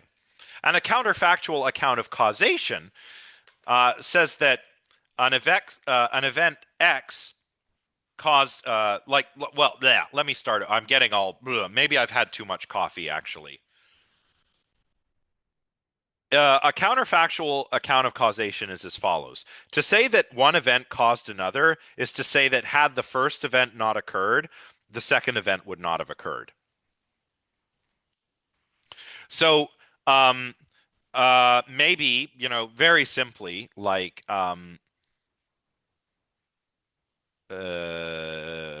let's say you missed class. Let's say I'm talking to the people who are actually watching the recording of this. Maybe you weren't able to be here because you were traveling or doing some summer stuff, or you've got a job for the summer, and whatever maybe you're working a shift down at the grocery store, right, for your part-time job. Uh, so your shift, event X, caused event Y. That is your inability to attend the live lecture. But if you had not had a shift, then you would have been here for the live lecture, right? That's like a counterfactual account of causation. That's a concrete example of that.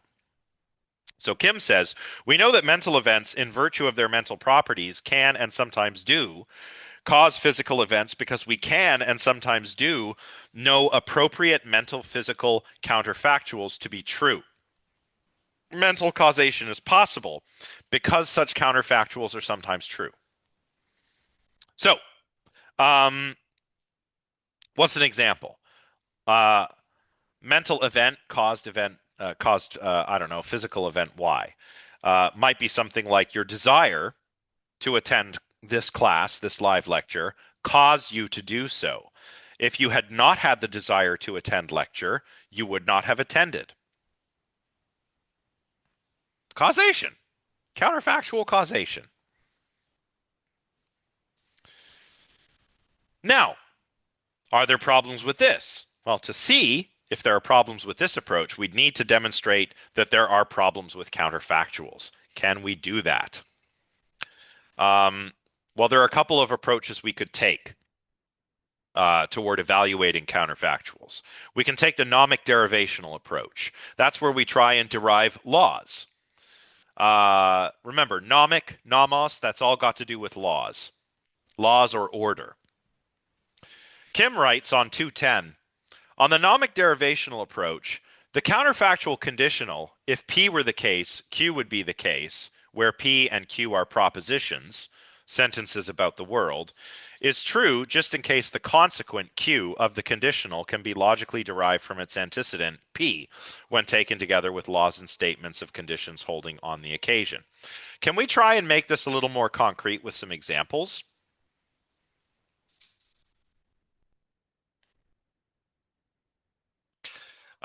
If P were the case, Q would be the case. P and Q are propositions. This is basically modus ponens if you're a logic person.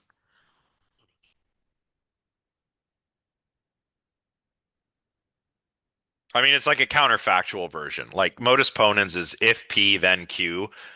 P obtains, therefore Q. But this is more hypothetical because it's a counterfactual way of putting it. So if P were the case, Q would be the case. Um, that is true just in case Q is logically derived from the antecedent, from P. Yeah, if I win the lottery, I will be a house. So if I win the lottery, then I will buy a house. Um, and then you win the lottery, so you buy the house. And we can derive buying the house from winning the lottery. Maybe not logically, but you can see.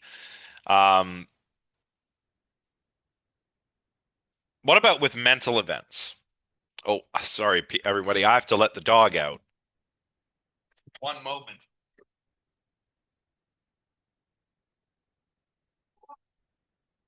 Go see.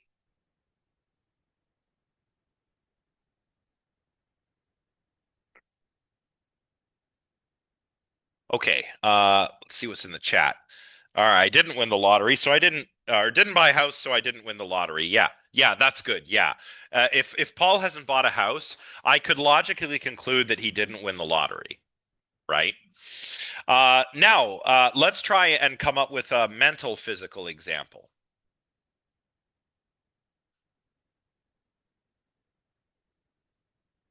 Maybe if Paul desired to play the lottery, then he would buy a lottery ticket, right? Or P would probably have to be a little bit more complicated. Like if Paul desired to win the lottery and believed he could get a lottery ticket from the corner store, then he would go to the store and buy a ticket, right? If we're going to use this approach, though, we'd have to be able to derive physical consequence from mental antecedents. Physical consequences would be our Q's, and mental antecedents are our P's. And that would require the psychophysical laws that Davidson thinks we don't have. Remember, it's psychophysical anomalism. So no laws. We don't have those. So now we're back to square one because we cannot derive law-like relations between all of our different possible P's and Q's. So what do? We use the possible worlds approach. And remember, in philosophy, when we talk about possible worlds, we're talking about like logically possible worlds. Is it could and here we're talking about like whether things could have been otherwise in another possible world, and we're looking at the other possible worlds that are as close to our world as we can find. So I don't want to get all multiverse of madness on you here, but let's look at this approach. Kim writes, the counterfactual, if P were the case, Q would be the case, on the possible worlds approach is true just in case Q is true in the world in which P is true, and that apart from P's being true there is as much like the actual world as possible.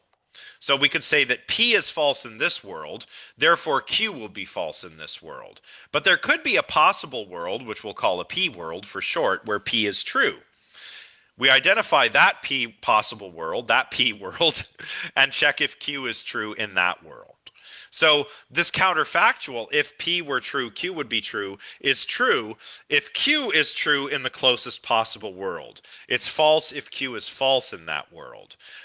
Maybe we need to come up with some examples here. So I'm sorry for throwing so many P's and Q's at you, by the way. Um,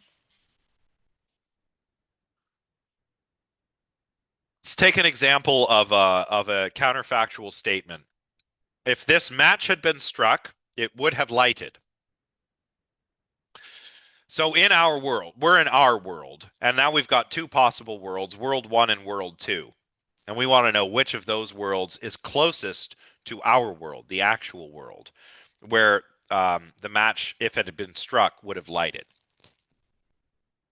Well, in world number one, which is our first possible world one is not our world, it's a possible world. In world one, the match was struck, it was dry, oxygen was present, the match lighted. In world two, the match was struck, it was dry, oxygen was present, the world did not light. Now, which of these worlds is closest to our world, world one or world two? Well, it's world one. Because in world one, it seems that there is a lawful regularity such that when you strike a match, and when the air is dry, and when there's lots of oxygen present, matches light. So there's a sort of law-like relation that holds both in our world and in world one. But this law doesn't hold in world two, because all of those conditions obtain, yet the match doesn't light. So world one is closer to the actual world. So at least sometimes we can refer to lawful regularities when we're using the possible worlds approach to evaluating counterfactuals. Okay, how's everybody doing? I feel like I should check because the chat's been a little quiet.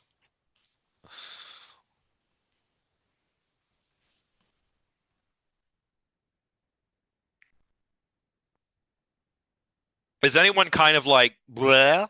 How about you tell me about the possible world where I actually understand everything, right?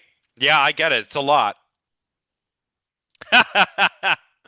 Yeah, it's abstract. You see why? Like so what is it that we're doing here? We are trying to find laws by looking at possible worlds, identifying logically possible worlds that are close enough to our own by virtue of the fact that these law-like relations obtain in that world and in our world. And the idea is that we're going to be able to do this with mental physical causation, not just physical causation. That's the idea. That's the idea. I'll show you what I mean. Let's go to Yeah, that would be really great, actually. I would probably make that content if I knew about animation. I like animation, but I don't know. I can't animate. I don't know how to do that.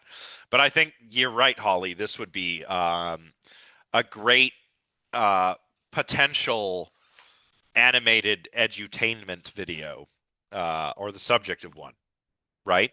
But let's look at an example using the counterfactual approach, where we're talking about mental states, intentional states. So, if Brian had not wanted to check out the noise, he wouldn't have gone downstairs. Okay, that's our counterfactual in world one. Now, world three. Brian didn't want to check out the noise, so he didn't go downstairs. All right. World one sounds pretty close to the counterfactual we're trying to evaluate in this world. What about world four? Brian didn't want to check out the noise. He went downstairs anyway. What's closer? Well, if W4 is closer to our world, then it will falsify our counterfactual. But what about world three? Well, in our world, Brian also went downstairs to check out the noise. So this counterfactual is true. Because in another possible world that's logically close to our world, Brian didn't want to check out the noise. Um, so here in our world, Brian would have wanted to check out the noise, so he went downstairs. In the other possible world, he didn't want to check out the noise, but he went downstairs. And finally, in the next world, he didn't want to, but he did go. So our counterfactual is true.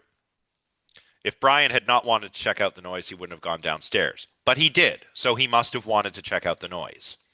And in another logically possible world that's quite close to our own, he didn't want to check out the noise, and so he didn't go downstairs. So the only plausible answer here, following Kim, seems to be something like this. We know or believe that there are certain lawful regularities and propensities governing Brian's wants, beliefs, and so on the one hand, and his behavior patterns on the other. And that, given the absence of something like a desire to check out a suspicious noise, along with other conditions prevailing at the time, his not going downstairs at that particular time fits these regularities and propensities better than the supposition that he would have gone downstairs at that time. Now we're not back to square one because these are not like strict laws.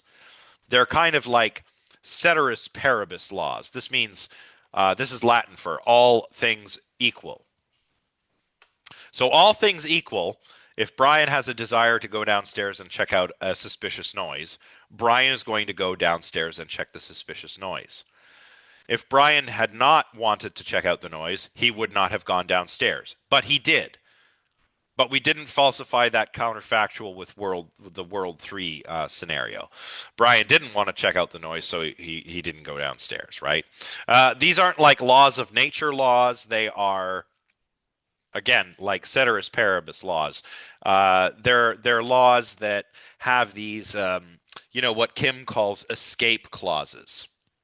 All things being equal, et cetera, et cetera. So that's one way we might be able to derive laws that govern mental to physical causation, or perhaps mental to mental causation. This is not settled though, right? This is just one way we might be able to escape epiphenomenalism. Um, so we'll leave that bit there for now. But how are we doing? I realized during the second half of class, I tend to go a little bit faster. So I just want to make sure I'm not going too fast. It could be because of all the coffee I had, which is certainly physical to mental causation.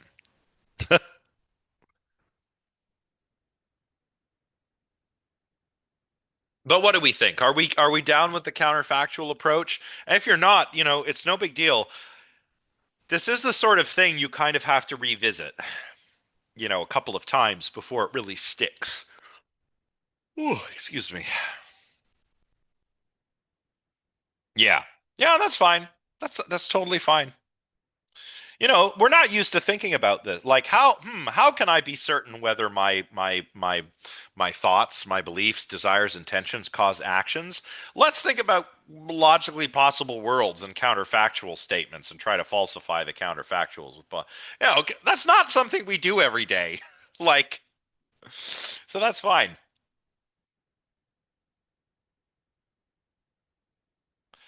Okay.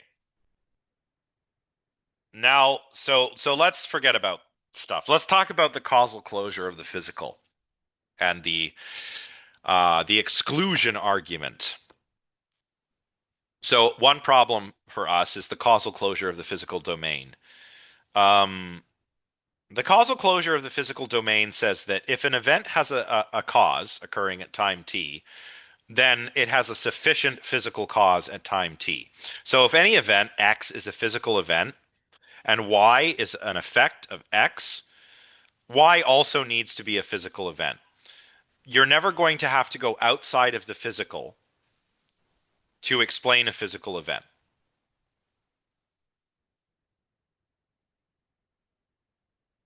Why don't we try and make this a little more concrete with an example? And we could just use billiard ball causation again, right? The cue stick strikes the cue ball that strikes the eight ball that rolls into the corner pocket.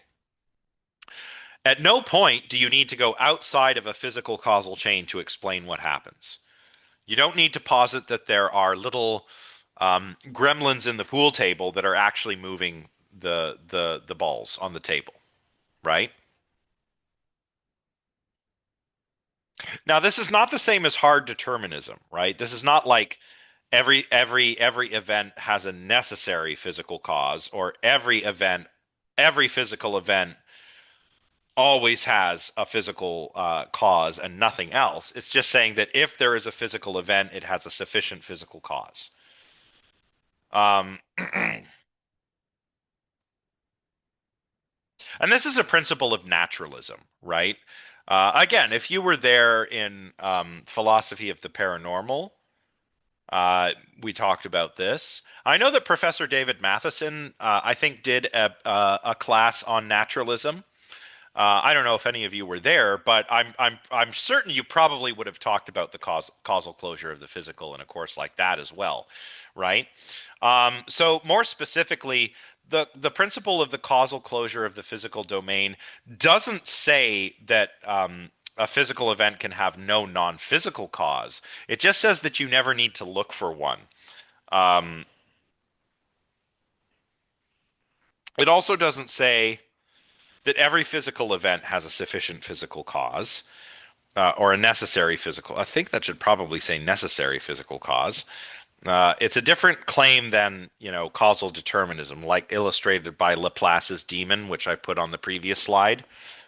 Um, there's no need to get into that, but I thought I would mention it. Surprisingly, this is also consistent with mind-body dualism. There could be immaterial minds, they just can't cause anything. Um, and most thinkers, not just in philosophy, but also in physics and in other sciences, accept the causal closure of the physical domain. If we didn't, we would end up appealing to non physical forces, supernatural or paranormal forces to explain things.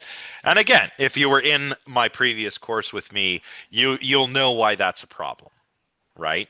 This is one of the reasons why parapsychology, the scientific investigation of purported psi phenomena like ESP, um, and like extrasensory perception and psychokinesis. That's why it failed, because they play a little fast and loose with the causal closure of the physical. But what else? What else is there? If you try and get outside of the physical in order to explain events, well, now it's magic, basically, right?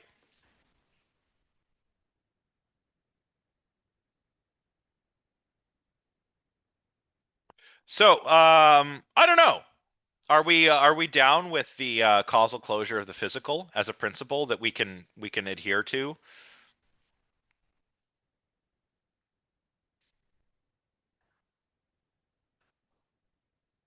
Um, uh, I'm not sure what you're asking, Holly. Like the Northern Lights are caused. Yeah, so physical here means what we find in nature. So it's not just matter. Remember that your so physicalism is a continuation of materialism, but materialism it's just matter in motion and laws that govern that motion. But there's more in the natural world than just matter. There's energy. There are force fields, so you can have like electromagnetic fields or gravitational fields. And these aren't made of matter, but they're still real. The Northern Lights, interestingly, are to a great extent material.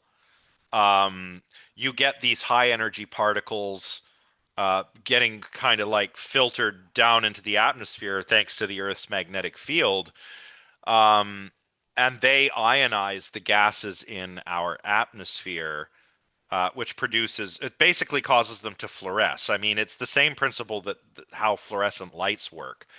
Um, and depending on what gases are being ionized by these high energy particles, that determines the color that we see. Um, so that is all physical. You wouldn't need to say like, okay, the northern lights are caused by solar wind interacting with the Earth's magnetic field, or not solar wind, but like high energy particles from solar flares and stuff. Once you've got that, you don't need to go outside of the physical and explain that, oh, the northern lights are, they're also the bifrost that the gods use to get from Midgard to Asgard, right? We don't need that to explain the northern lights, right? We only need the physical explanation, not the non physical explanation.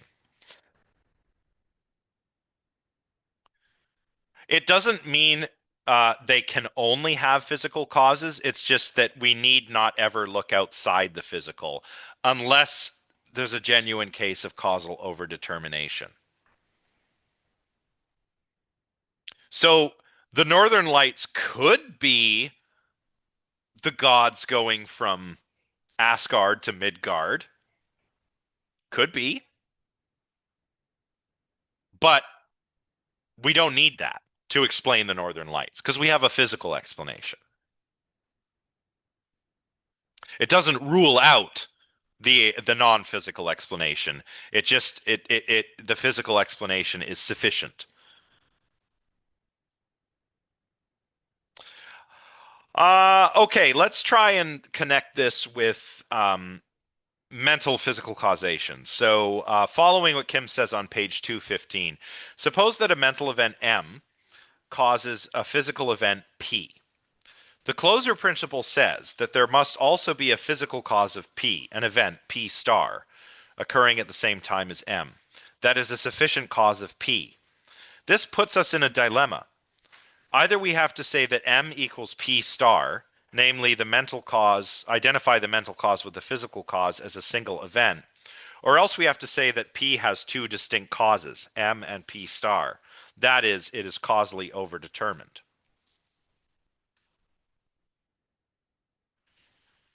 Yeah, like it's just it's the so this is saying the closure principle is saying the physical world is causally closed. It's not saying that there is nothing beyond the physical. It's just saying we don't need anything beyond the physical to explain anything. Yeah. So like it allows for, there could be supernatural things. There could be like maybe God exists, right? But we don't need to explain happenings on Earth in terms of God actively interfering in the world. We don't need that. We can just explain it in terms of, you know, physical events causing other physical events, right? Um, so, again, we've got a mental event, say a pain that causes physical event P. withdrawing my hand and going, ouch. Now, the closure principle says there must be a physical cause of P, an event P star occurring at the same time as N, right? My C fiber's firing. And if we follow the causal closure principle, P star, my C fiber's firing, is a sufficient cause of ow. Now that gets us a dilemma. We would have to say that the mental state is the same as the P star identity theory, and we saw why that didn't work. Or we'd have to say that P has two distinct causes, a mental state and my C fibers firing. But that's a case of causal overdetermination. We don't need multiple causes when one cause will do. That's got something to do with the exclusion principle here, which says that no event has two or more distinct sufficient causes all occurring at the same time, unless it is a genuine case of causal overdetermination. Sometimes there are genuine cases of causal overdetermination. Kim's examples are a little bit morbid, right? It's a firing squad, right? One bullet might be enough to kill me. Maybe I'm a criminal, and because the justice system, uh, is not filled with a bunch of epiphenomenalists and moral anti-realists. They believe I should die for my crime. So I'm going to be executed by firing squad. One bullet would do, but there's a whole squad of people. All of the bullets killed me. Um, so in a case like that, there are many causes for a single effect. Another example is the house fire. I think Kim says like lightning strikes the house, and at the exact same time, there's also a short circuit in one of my appliances, and so there are actually two causes for a single event, two different causes for the house fire. Those are cases of causal overdetermination. But in cases where there is not a case of genuine causal overdetermination, then we should exclude any number of causes higher than one for any physical effect. Okay, boy, even I'm getting a little tired here. Are we following along?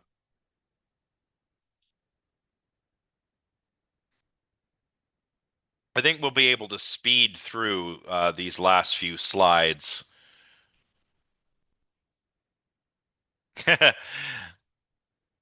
Well, I think it should be made clear in this little schematization, right? So we're going to assume a case where we have a mental event causing a physical event. Oh, good. Good. That's good, Josh. So let's try and work through this example. M is a cause of P. Now, it follows from this and from the causal closure of the physical that there is also a physical event P star, which occurs the same time as M. Okay, so M is a cause of P, and we've got P and P star. We need to make this more concrete. What's an example of a mental state?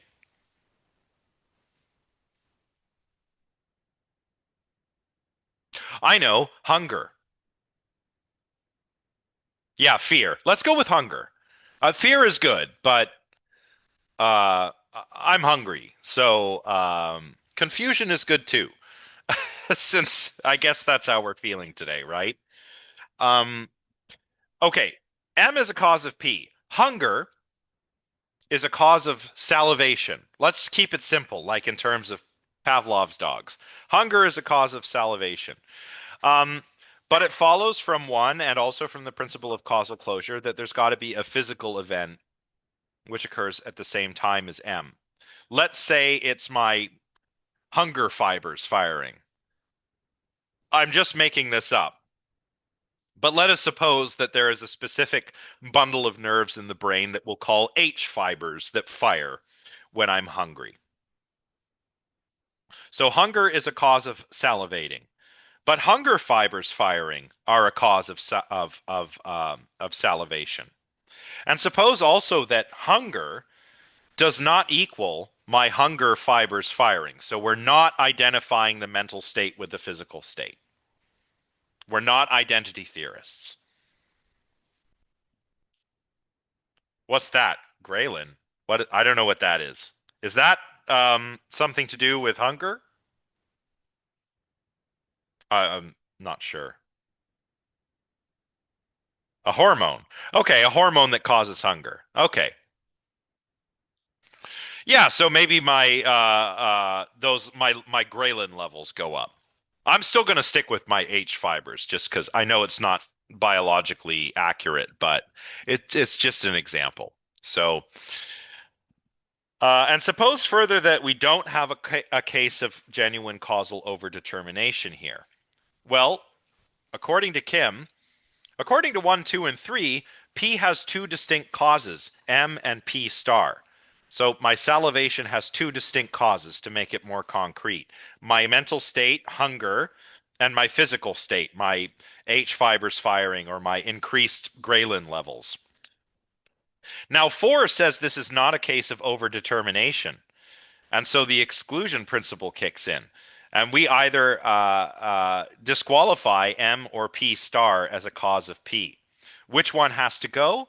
Well, um, P stays, M must go.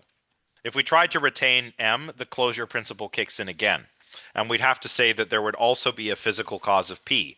Because remember, the closure principle states that every physical effect has a sufficient physical cause. What could the cause of P be if not P star? What could the cause of salivation be besides my hunger fibers firing? Now we're back at the same situation, right? If we eliminate M and keep P star, we're off to an infinite regress, treading water forever. So we have to conclude M is not a cause of P and premise 1 is false. So my mental state of experiencing hunger is not a cause of salivation. And when we generalize that, we get mental events never cause physical events. And so we're back to epiphenomenalism. And that's the worry, right? That's the worry. My partner's eating some chips, which are causing my hunger fibers to fire. I'm feeling hungry, but my mental state has nothing to do with anything, apparently. See, isn't this frightening? Like you have this rich inner experience again, getting back to the beginning, of yourself as the author of your own actions. But it's looking like we can't really explain it that way in a way that makes sense. Isn't that worrisome? I think it's worrisome. I think it's like Fodor says, maybe everything I believe is wrong and it's the end of the world.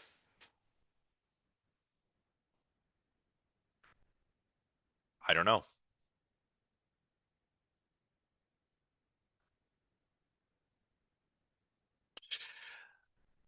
Can we make the problem go away with mind-body supervenience, or will that make it worse? Yeah, maybe we are. I really like how, in the first Matrix film, it's a very metaphysical film, but it really leans into like perception versus, what is real, it's very metaphysical. Like what is real? How do you define real? There is no spoon, etc. But the second and third films are lean very heavily into the notion of free will and sort of free will versus determinism. And I know that the sequels were not as well reviewed as the original. I mean, the original is definitely my favorite film, but I really like the way that free will features as a theme in the sequels a little bit more strongly than it does in the original one. So that's pretty cool. So mind body supervenience, what is that? Well, the idea is that when we have a mental property M that's instantiated by something at a certain time, that's in virtue of the fact that at the same time, there is a physical property that's being instantiated, such that anything that has the physical property has the mental property. That's mind body supervenience. So if I'm having the mental state again of being hungry, that's in virtue of the fact that at the same time I also have a physical property. It could be my hunger fibers firing or my ghrelin levels increasing. Such and that means that anything that has P, anything whose hunger fibers are firing, necessarily is experiencing hunger.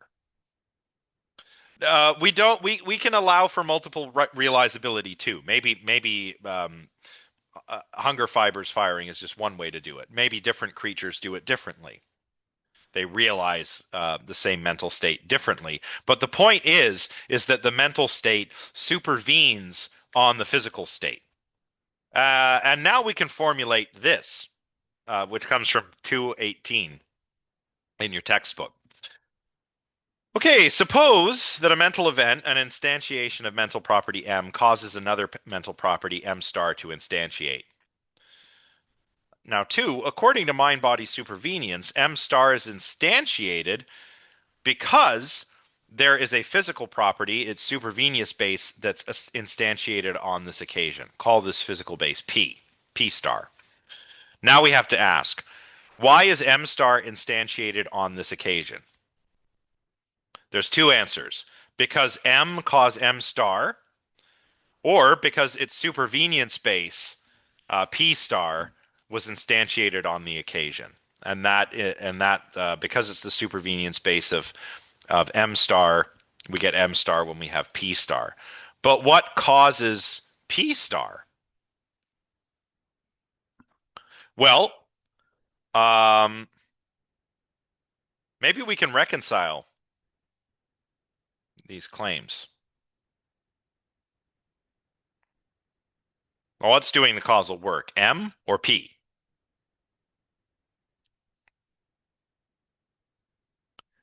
Maybe we can say M cause M star to instantiate by causing M supervenience base to instantiate. Maybe we can harmonize the claims that way. Then we would have M causing P star over which M star supervenes, and that seems like an instance of mental to physical causation. So supervenience is when if I have a mental property or a mental state, that's because it supervenes on a physical property or physical state. And anything that has that physical state is going to have the mental state or mental property. Um, yeah. I'm not sure if I can break it down any simpler than that. It's just that wherever you find that physical state, you will also find the mental state. Yeah, sort of like over and above. The mental state comes with that physical state, if you like.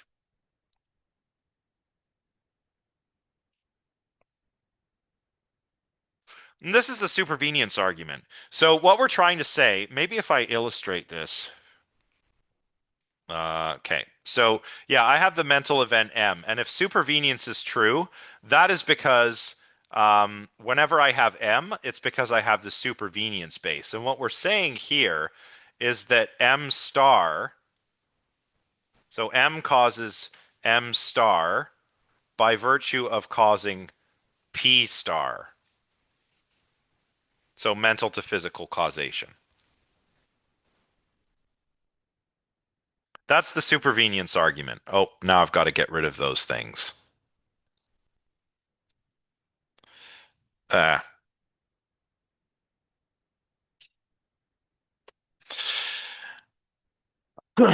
so this shows that mental causation is possible, just in case that mental physical causation is possible.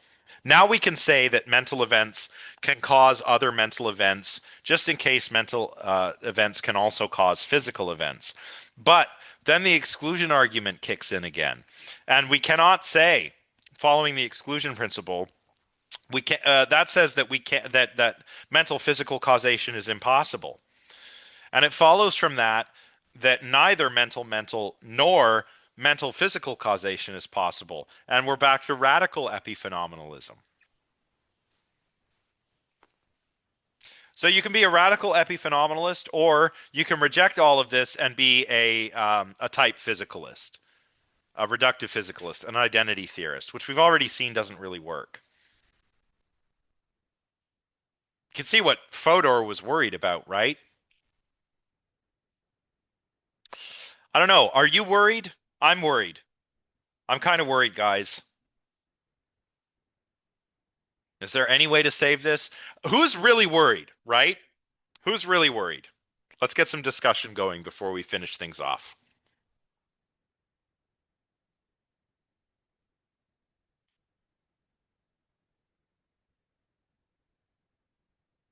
Nobody's worried. Maybe we don't have any radical epiphenomenalists. Holly's thinking about it. That's good.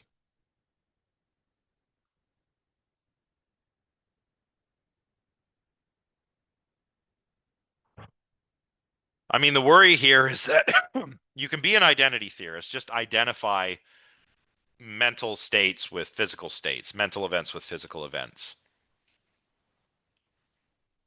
I don't know. Can God save us from this? I guess it depends on how you conceive of God. Um, and that's going to get you into you'll want to read the Enlightenment thinkers responding to the mind-body problem that Descartes raised. Leibniz, Spinoza, Malebranche, they all have different answers. Um, if you're following Leibniz, there is no causation. It's all pre-established harmony. Spinoza, well, we're all, finite little modes of God with finite attributes like extension and thought, so there is no interaction problem. Malebranche, God takes care of everything. How does the mental cause the physical? God does it. I have an intention to raise my arm and my arm goes up that's because God made it happen, right? Or Berkeley, everything is just an idea anyway. So we don't have to worry about mental physical causation because there is nothing physical. It's all ideas. Like Paul said, that'd be like we're living in the Matrix, except the Matrix is like the mind of God. Um, Samantha's lost her worry in a sea of confusion. Yeah. Um, yeah. Josh, I get it. Like, you could be, yeah, who cares? Like, I'm just going to keep on living my life. So yeah, maybe, like, who cares if I'm an automaton? I don't feel like one, so I don't care. I don't know. I still care a little bit, but don't worry. There might be a way to get us out of this.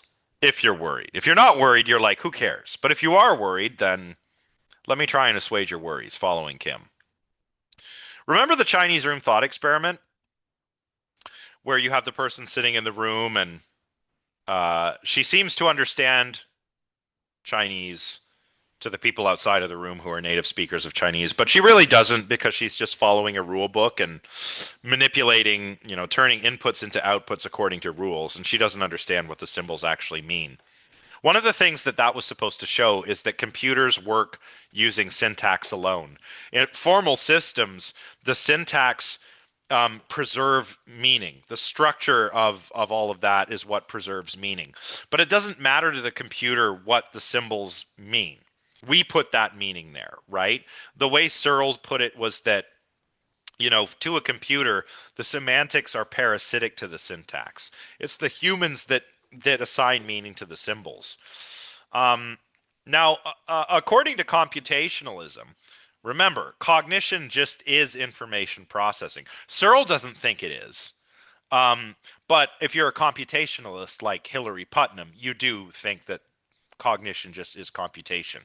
We mentally compute perhaps by using what Jerry Fodor called a language of thought, which is like a formal language, a logical language that's realized by the brain, which we think in.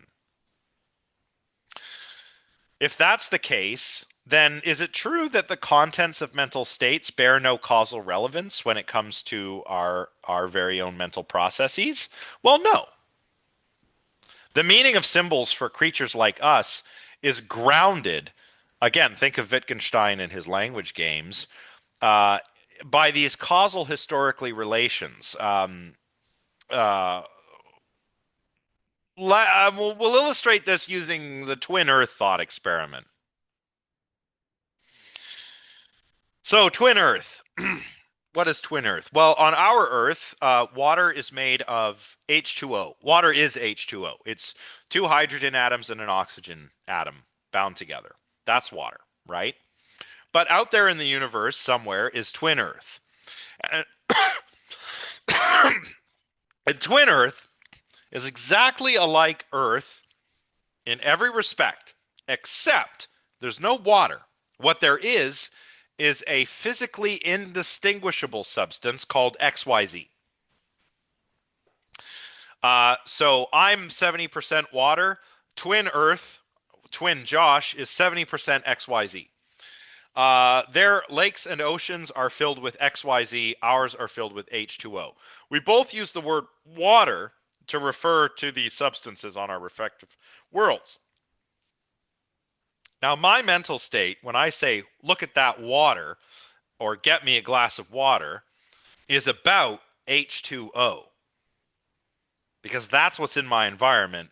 That's what I've learned by playing the language game is what that's water. Other people know that too, and we can talk about it, and we all know what we mean. And what we're referring to is H2O. But on Twin Earth, what water refers to XYZ. So the meaning of water on Earth and water on Twin Earth is fixed by these causal historical relations with their content, with what they represent. Here's the point. Contents do not supervene on the intrinsic properties of states that carry them. On the other hand, we expect behavior causation to be local and depend only on intrinsic properties of the behaving system. This then is yet another problem of mental causation. It challenges us to answer the following question. How can intentional mental states like beliefs and desires be efficacious in behavior causation in terms of their contents? Because the meaning is fixed. Because we're in a world, we're embodied agents interacting with other such agents with minds in a physical environment. So the meaning of the word water on Earth and the word water on Twin Earth, that content does not supervene on the intrinsic properties of the physical states. It's because it supervenes on my like environment organism relationship, if you like. Okay, that was a lot. That's it. I'm sorry. Any questions?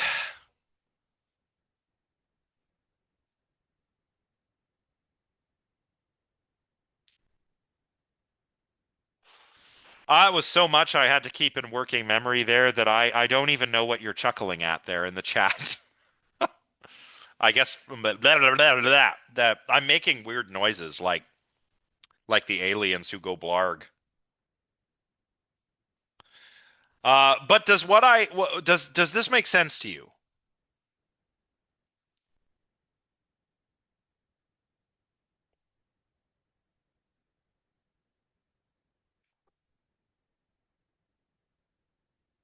I guess that last little bit is really about trying to get clear on how exactly supervenience works, but it still doesn't completely solve the problem. This chapter kind of leaves us with a lot of unanswered questions, and I think that's intentional. But that is all I have for you today. Next time we'll be reading Kim, chapter 8. I don't have a supplementary reading, but that's fine. Um, so if there are no further questions, oh, Holly's got one. Um, Is it like we need to have meaning in order to understand reality because we're social beings in order to survive? Well, that's a concern. It's not really Kim's concern. Kim seems to just be concerned with whether mental events can cause physical events, right?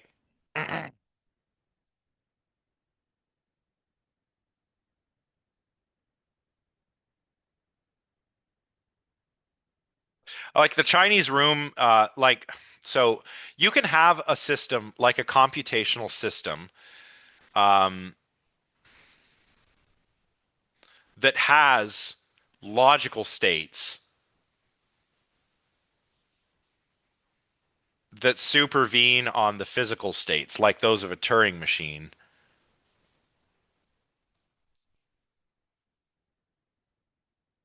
And maybe one way to say that it's the mental states that are actually doing the causal work is to say that their meaning is not fixed the way meaning is in the Chinese room, but because of these causal historical relations that Putnam and Kripke highlight in Twin Earth. I would say don't worry too much about it. Um, but yeah, Paul's point is a good one. Meaning didn't develop in a vacuum either. Yeah. Samantha, yeah, what is the takeaway? The takeaway is that we ought to be worried about epiphenomenalism. That's the takeaway. Like the number one takeaway from this chapter, this is my number one takeaway. It seems just like such a straightforward thing to say that we are agents.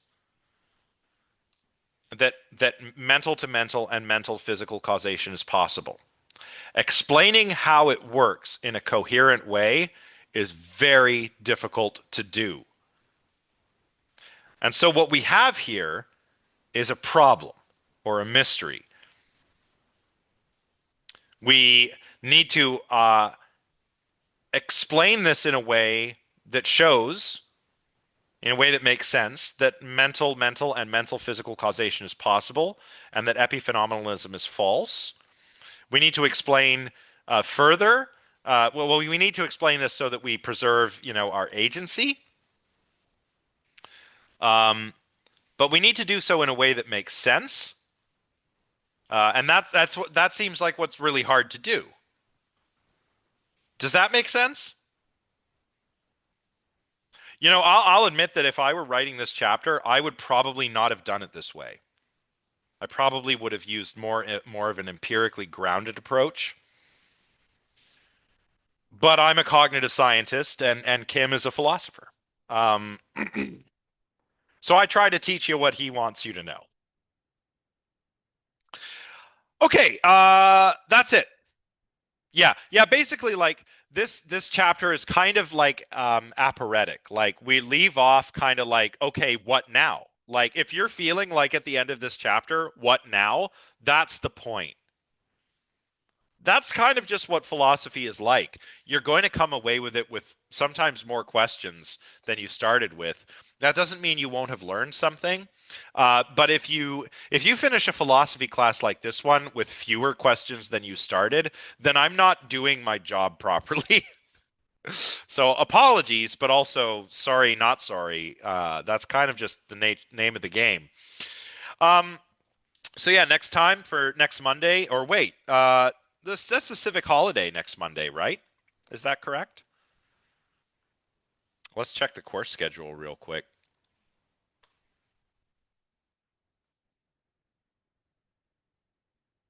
Um, yeah, yeah, August 6th. We only have one class next week. Yeah, Holly, there must be something like that.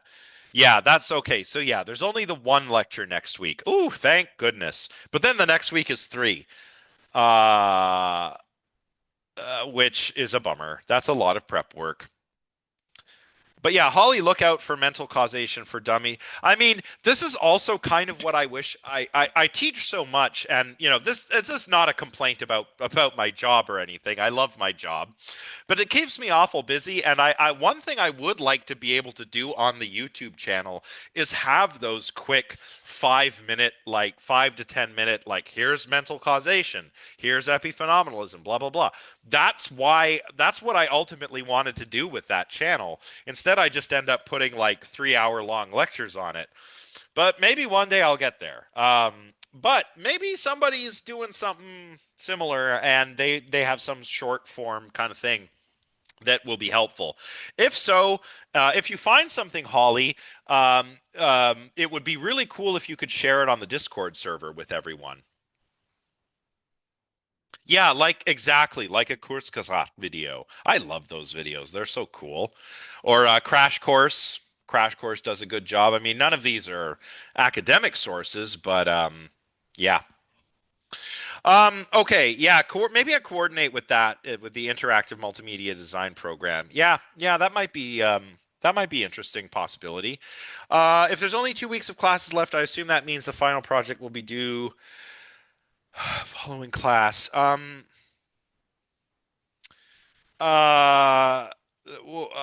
yeah, no, yeah, yeah. Okay, I understand what you're saying, Josh. Yeah, the final essay is due on the last day of the exam period. Yeah. So there's one more reflection assignment that's due like during the last week of class. The exam, which is your essay, is due at the end of the exam period. Yeah, on the 23rd, like Holly says. Okay. All right, I'm going to go not think about how I might be a conscious automaton now. Um, you should all do the same. Uh, yes, yes, I will. I will provide a template. It will be pretty much the same as the first, but yeah, there will be a template. It won't differ very much from the first one, though. Okay, I'll see you all on Wednesday. Enjoy your long weekend, everybody. I'd say after today's class, you've all definitely earned it. All right, ta ta for now. See you on Wednesday.